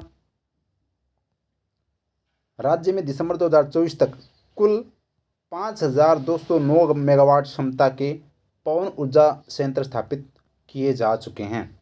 तो याद रखना, वेरी वेरी इंपॉर्टेंट है। पवन ऊर्जा क्षमता दिसंबर 2024 तक कितनी है? 4,414.12 मेगावाट है, जबकि दिसंबर 2024 तक कुल 5,209 मेगावाट क्षमता के पवन ऊर्जा संयंत्र स्थापित किए जा चुके हैं। ये आपको ध्यान रखना है। इसके बाद में अगर बात करें तो राज्य में दिसंबर 2024 तक बायोमास ऊर्जा क्षमता 124.85 मेगावाट है। याद रखना, बायोमास दिसंबर 2024 तक कितनी है? 124.85 मेगावाट है। और राज्य में दिसंबर 2024 तक 128.45 मेगावाट क्षमता के 14 बायोमास संयंत्र स्थापित किए जा चुके हैं। वेरी वेरी इंपॉर्टेंट है। तो कितने? 14 बायोमास संयंत्र स्थापित किए जा चुके हैं 128 मेगावाट के, याद रखना। लेकिन अभी तक है जो क्षमता की बात करें, बायोमास ऊर्जा क्षमता कितनी है? 124.85 मेगावाट है। उसके बाद में देखिएगा, राज्य में दिसंबर 2024 तक पवन और सौर ऊर्जा को मिलाकर कुल स्थापित क्षमता 37.59% का भाग है। तो इन दोनों को, पवन और सौर ऊर्जा को मिलाएं तो कुल ऊर्जा उत्पादन का 37.59% है। ये भी आपको ध्यान रखना है। इसके बाद में अगर बात करें तो राज्य में मार्च 2017 तक कुल EHV प्रसारण नेटवर्क 36,079 सर्किट किलोमीटर था, जो कि दिसंबर 2024 से बढ़कर है वो 44,638 सर्किट किलोमीटर हो गया है, जिससे वर्ष 2016-17 से दिसंबर 2024 तक 23.72% की वृद्धि हुई है। राजस्थान की कुल उपलब्धता में वर्ष 2020-21 में वर्ष 2023-24 के बीच में साथियों 27.87% की क्या हुई है? ऊर्जा उपलब्धता में क्या हुई है? वृद्धि देखने को मिली है। यह आपको ध्यान रखना है। अब यहाँ से क्वेश्चन एग्जाम में ये इंपॉर्टेंट है। राज्य में दिसंबर 2024 यानी दिसंबर 2024 तक रूफटॉप संयंत्रों और एवं ऑफ ग्रिड संयंत्रों के अलावा 22,676 मेगावाट क्षमता के ग्राउंड माउंटेड सौर ऊर्जा संयंत्र स्थापित किए जा चुके हैं। तो ग्राउंड माउंटेड सौर ऊर्जा संयंत्र स्थापित किए जा चुके हैं। तो याद रखना, तो कितने? 22,676 रूफटॉप संयंत्रों के अलावा, याद रखना, ग्राउंड माउंटेन सौर ऊर्जा संयंत्र स्थापित किए जा चुके हैं। इसके अलावा साथियों दिसंबर 2024 तक 43,965 गाँवों को विद्युत से जोड़ा गया है। ये अपनी आर्थिक समीक्षा में है। तो RPSC पूछ सकती है कि कितने गाँवों को है वो विद्युत से जोड़ा गया है, बिजली से जोड़ा गया है। तो 43,965 गाँवों को है वो यहाँ पर विद्युत से जोड़ा गया है। इसके अलावा साथियों, जीत कर दिखाओ उनको जो तुम्हारी हार का इंतज़ार कर रहे हैं, ये लाइनें बड़ी शानदार है। तो जो आपके हार का इंतज़ार कर रहे हैं उनको है वो आपके परिणाम ऐसे लेकर आओ कि आपकी सफलता साथियों शोर मचा दे। तो अपने ऊर्जा से सबसे इम्पोर्टेंट आपको है वो जो शुरुआत में मैंने बताए हैं, अधिष्ठापित याद रखना है। अधिष्ठापित कितनी हो गई टोटल? 26,325। ये इंपॉर्टेंट दिमाग में अपने बिठा लेना। थर्मल का योगदान है वो कितना है क्षमता? तो यहाँ पर 7,830 मेगावाट हो चुकी है, जबकि सौर ऊर्जा 5,482.66 और पवन ऊर्जा 4414 मेगावाट, याद रखना। ठीक है, ये अपने को ध्यान रखना है। ये एग्जाम की दृष्टि से इंपॉर्टेंट है पॉइंट। इसके बाद में देखिएगा, दिसंबर 2024 तक 22,657 उपभोक्ताओं को के लिए 111.77 मेगावाट सोलर रूफटॉप क्षमता स्थापित की जा चुकी है। तो याद रखना, 22,657 उपभोक्ताओं के लिए 111.77 मेगावाट सोलर रूफटॉप क्षमता स्थापित की जा चुकी है। याद रखना, वेरी वेरी इंपॉर्टेंट है। वर्ष 2024-25 दिसंबर 2024 तक में किसानों को 72,373 कृषि कनेक्शन प्रदान किए जा चुके हैं। ये भी याद रखना भाई, 72,373 कृषि कनेक्शन है वो किसानों को दिए जा चुके हैं दिसंबर 2024 तक। राजस्थान में दिसंबर 2024 तक 196.22 लाख विद्युत उपभोक्ता है। तो कितने उपभोक्ता हैं? तो यहाँ पर गांव पूछे कितने गांवों को बिजली दी गई है, तो 43,000 से अधिक गांवों को। जबकि उपभोक्ता पूछे तो 196.22 लाख क्या है, बिजली उपभोक्ता है दिसंबर 2024 तक। ये आपको ध्यान रखना है, ठीक है। इसके बाद में परिवहन की बात कर लेते हैं, जो आपके एग्ज़ाम, प्रत्येक एग्ज़ाम की दृष्टि से इम्पोर्टेंट हो जाता है, क्योंकि ज्योग्राफी में परिवहन टॉपिक होता है साथियों, और ये सभी एग्ज़ाम के लिए इम्पोर्टेंट है, कोई भी एग्ज़ाम हो, ठीक है। तो याद रखना। परिवहन की बात करते हैं तो राज्य में सड़क लंबाई के प्रकार की बात करते हैं, तो यहाँ पर मार्च 2024 तक की यहाँ पर जो इसमें आर्थिक समीक्षा में दिया गया था, कुल सड़क की लंबाई कितनी है राजस्थान में? 3,17,121 किलोमीटर। तो कितनी है भाई? 3,17,121 किलोमीटर। ये राजस्थान में सड़कों की कुल लंबाई है। 3,17,000 कितनी है? 121 है, ये 27 नहीं, सॉरी 21, 121 किलोमीटर है, ठीक है, याद रखना। अब इनमें से भी अगर बात करें तो एग्ज़ाम में पूछा जा सकता है। मैं जूम कर लेता हूँ ताकि आपको अच्छे से दिखाई दे। राष्ट्रीय राजमार्ग की कुल लंबाई राजस्थान में कितनी है? 10,790 है। राज्य मार्ग कितने हैं? 17,373 किलोमीटर है। प्रमुख जिला सड़कें कितनी हैं? 14,372 किलोमीटर है। और इसके अलावा साथियों जो अपनी अन्य सड़कें और ग्रामीण सड़कें हैं वो सबसे ज़्यादा हैं। तो अगर बात करें तो देखिएगा, अन्य जो जिला सड़कें हैं वो कितनी हैं? 68,265 किलोमीटर है। और ग्रामीण सड़कें सबसे ज़्यादा 2,06,318 किलोमीटर है। तो आपको एक तो कुल याद रखना है, कुल सड़क कितनी है? 3,17,121 किलोमीटर है। और सबसे इंपॉर्टेंट आपको जो याद रखनी है वो शुरुआत की ये याद रखनी है, राज्य सड़कें कितनी हैं? 10,790 किलोमीटर।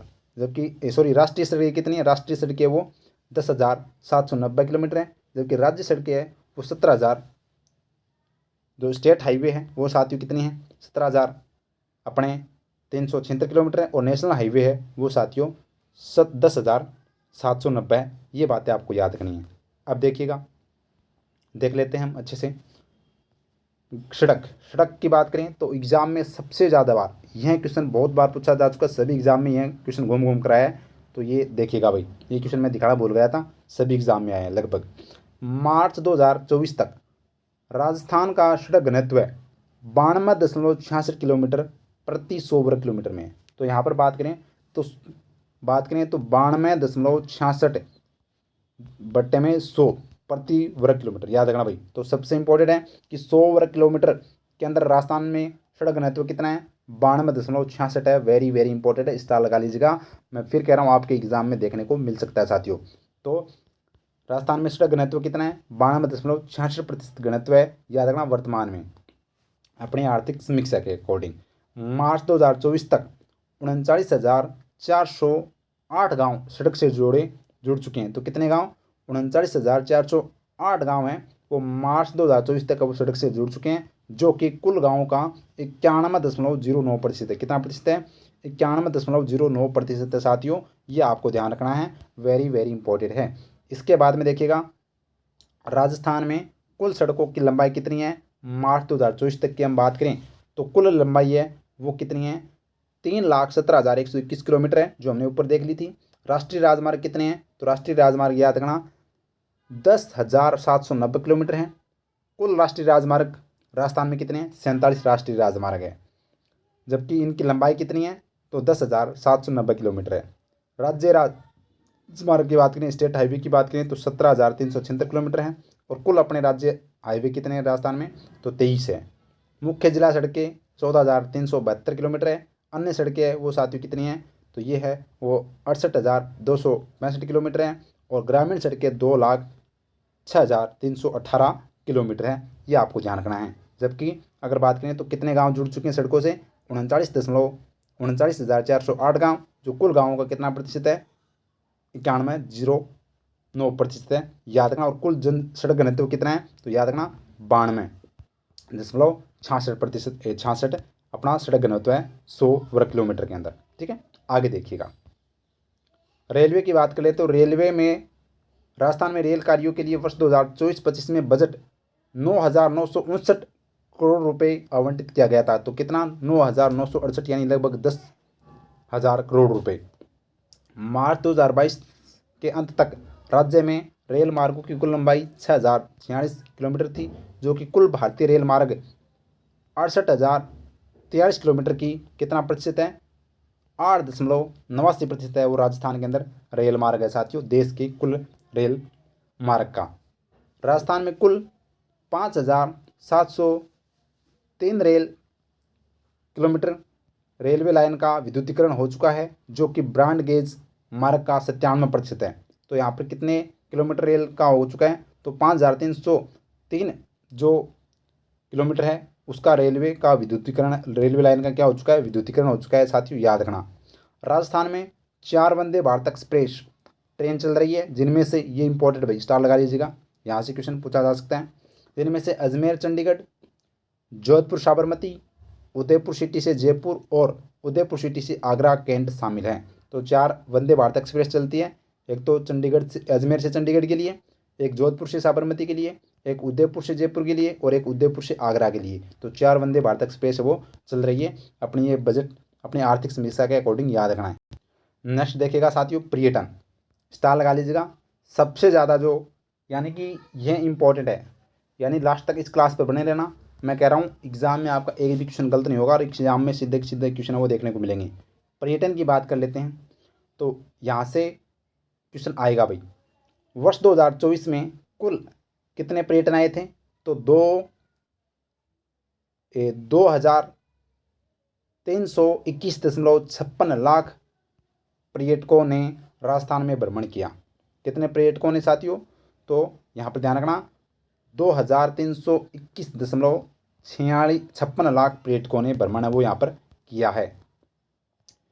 घरेलू पर्यटक सबसे ज़्यादा आए हैं, 2,300.84 लाख। तो सर्वाधिक किस जिले में आए, वेरी वेरी इंपॉर्टेंट। तो एग्जाम में यही क्वेश्चन बार बार कर वो आ रहा है, बार बार क्वेश्चन यही पूछा जा रहा है कि सर्वाधिक जो घरेलू पर्यटक और राजस्थान के किस जिले में आए थे, सीकर जिले में, क्योंकि वहाँ पर खाटू श्याम जी का मंदिर है और सबसे ज़्यादा है वो साथियों खाटू श्याम जी के मंदिर में वो साथियों दर्शन करने के लिए आए थे।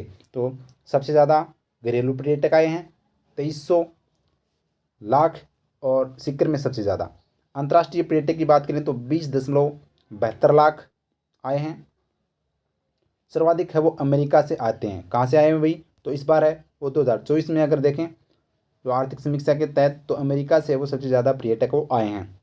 अब बात करते हैं सर्वाधिक अंतर्राष्ट्रीय पर्यटक किस जिले में आए हैं, तो ये आपको ध्यान रखना। सर्वाधिक घरेलू तो हमने देख लिया सीकर जिले में, लेकिन सर्वाधिक अंतर्राष्ट्रीय पर्यटक की अगर बात करें तो सर्वाधिक अंतर्राष्ट्रीय पर्यटक जयपुर, उदयपुर व जोधपुर जिले में आते हैं। याद रखना, सबसे ज़्यादा कहाँ पर आए हैं, जयपुर में, उसके बाद में अंतर्राष्ट्रीय पर्यटक उदयपुर में, फिर आते हैं जोधपुर के अंदर, ये आपको ध्यान रखना है। और दिसंबर 2024 तक राज्य में कुल 39 फिल्मों की क्या हुई है साथियों, शूटिंग भी हुई है।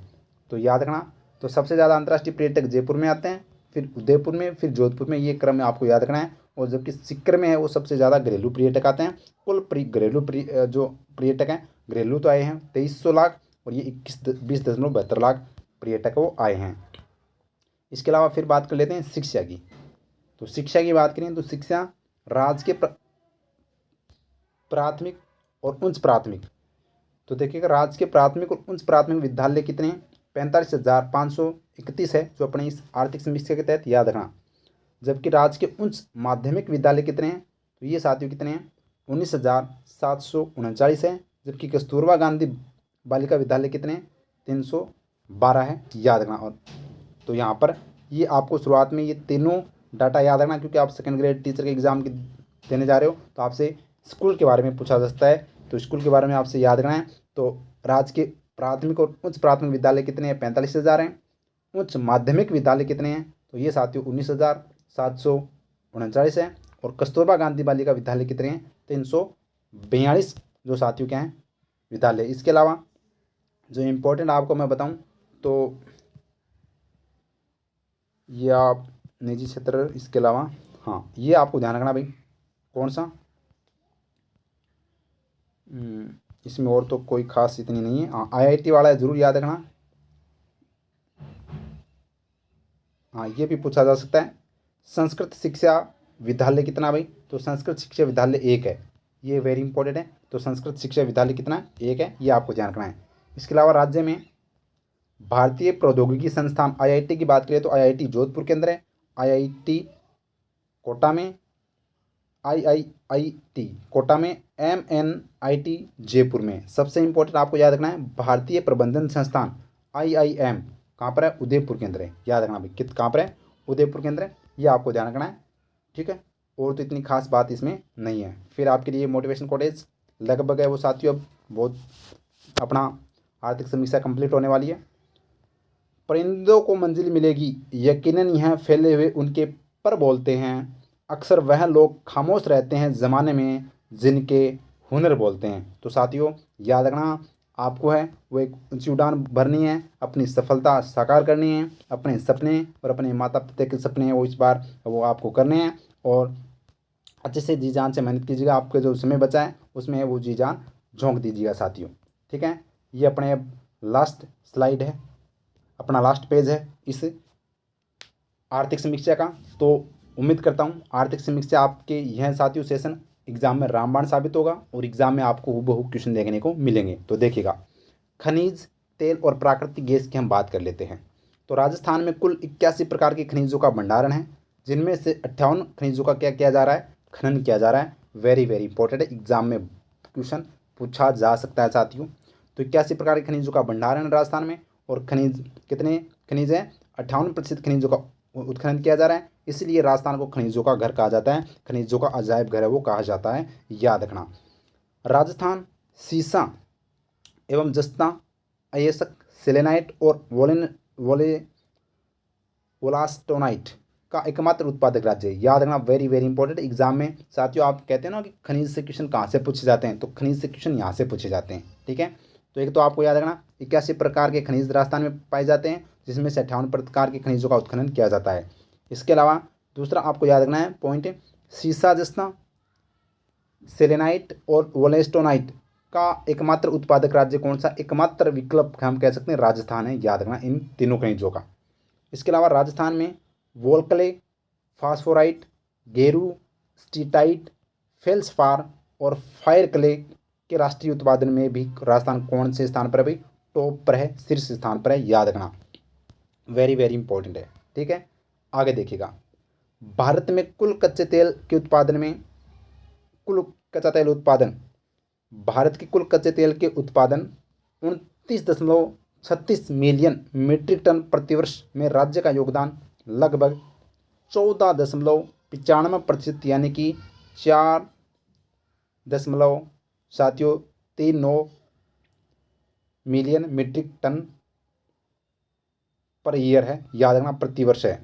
ठीक है, तो यहाँ पर सबसे इंपॉर्टेंट ये आपको याद रखना, ये प्रतिशत आपको याद रखना है। तो अगर आपसे पूछा जाएगा कि भारत में कुल कच्चे तेल के उत्पादन में राजस्थान का योगदान कितना है, तो राजस्थान का योगदान 14.95% है। कितना, लगभग 15% आप याद रखना भाई। तो 15% योगदान है, याद रखना।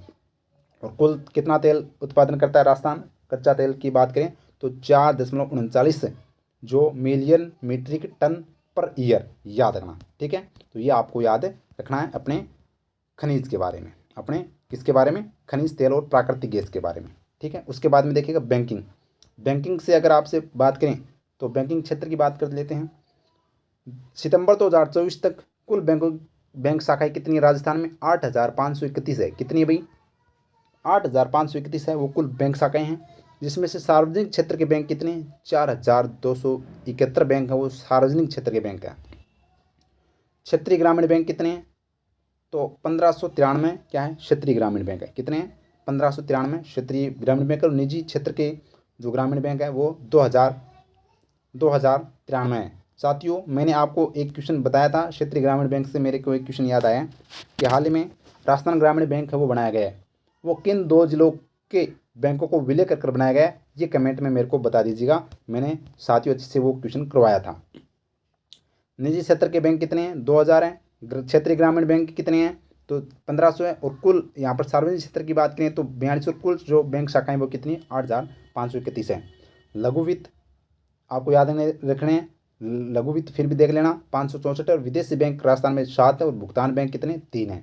ठीक है, उसके बाद में देखिएगा नवंबर 2024 तक राजस्थान में 11,044 जो शहरी 5,096, ग्रामीण 10,448 डाकघर थे तथा दिसंबर 2024 तक राज्य में 6.59 करोड़ दूरसंचार ग्राहक BSNL हैं साथियों। ये आपने को ध्यान रखना है, ठीक है। तो ये आपको ज़्यादा कुल डाकघर आपको इतना ध्यान रखना है, 11,044 है वो राजस्थान के अंदर थे। अब राजस्थान अपना लास्ट स्लाइड और लास्ट पॉइंट अपना है राजस्थान SDG इंडेक्स। कौन सा इंडेक्स है? Rajasthan SDG index. ये बस उसके बाद में अपनी आर्थिक समीक्षा है वो कंप्लीट हो जाएगी। और ये जो लगभग आपकी जो मैराथन क्लास है ये सेकेंड ग्रेड के लिए रामबाण होगी। और ये लास्ट तक देख लेना, क्वेश्चन है वो इससे ही क्लासेस निकल जाएंगे साथियों। तो देखिएगा, राजस्थान SDG इंडेक्स यानी कि राजस्थान सस्टेनेबल डेवलपमेंट गोल्स की बात करते हैं हम, तो प्रथम संस्करण 2020 में जारी किया गया था। नवीनतम संस्करण इस बार वो 5वां था और 5वें संस्करण में 14 लक्ष्य थे। 14 लक्ष्यों के कितने संकेत थे? 95 संकेतकों को शामिल किया गया था, ये याद रखना। अब ये आपको याद नहीं रही तो भी कोई दिक्कत वाली बात नहीं है। सबसे ज़्यादा क्वेश्चन जो आए हैं वो यहाँ से आए हैं। प्रथम स्थान झुंझुनू जिला, तो याद रखना SDG इंडेक्स में पहले स्थान पर कौन सा जिला है? प्रथम स्थान झुंझुनू जिला का। आपको मैंने क्वेश्चन भी दिखाए हैं, सबसे ज़्यादा जो क्वेश्चन है वो यहाँ से SDG इंडेक्स से आते हैं, तो याद रखना। दूसरा स्थान किसका है? नागौर का है। स्कोर भी आपको याद नहीं रखना है, बस आपको सिर्फ ये याद रखना है, प्रथम स्थान पर झुंझुनू, दूसरे स्थान पर नागौर और तीसरे स्थान पर सीकर रहा है। सबसे निम्न स्थान यानी कि सबसे नीचे स्थान पर यानी अंतिम स्थान पर कौन सा जिला है? जैसलमेर जिला है। ये एग्जाम में पूछा गया है, मिलान करना पूछा जाता है प्रथम और अंतिम, और या प्रथम जिला या अंतिम जिला, याद रखना, ठीक है। तो यहाँ पर सबसे अंतिम स्थान पर कौन है SDG के अंदर? जैसलमेर है। और प्रथम स्थान तो आपको याद रखना है झुंझुनू जिला है। 5वां संस्करण था, नवीनतम। तो ये आपका जो आर्थिक समीक्षा का डर था वो मैंने लगभग है वो साथियों, अपना ज़्यादा समय नहीं हुआ है, 1 घंटे और 36 मिनट की क्लास में पूरी आर्थिक समीक्षा मैंने करवा दी है। और ये अपनी ई-बुक के अंदर है, तो ये अभी तक आपने ई-बुक नहीं लिए तो ले लेना। वैसे आपको इसकी PDF मैं टेलीग्राम पर डाल दूंगा इस क्लास की। अब लास्ट में आपके लिए कुछ मोटिवेशन कोटेज अपने लास्ट की क्लास के अंत में, तो देखिएगा। गुजर रही है उम्र पर जीना अभी बाकी है, जिन हालातों ने पटका है ज़मीन पर उन्हें उठाकर जवाब देना अभी बाकी है। वक्त को कहने दो, वक्त को करने दो अपनी मनमानी, मेरा वक्त आना अभी बाकी है। चल रहा हूँ मंजिल के सफ़र में, मंजिल को पाना अभी बाकी है, मंजिल को पाना अभी बाकी है। तो साथियों ये था अपना आज का सेशन, और सेशन अच्छा लगा है तो प्यारा सा लाइक कर दीजिएगा और ज़्यादा से ज़्यादा क्लास को वो शेयर कर दीजिएगा। और पहली बार आए हैं तो सब्सक्राइब करना भी न भूलें। Thank you. जय हिंद, जय भारत माता की।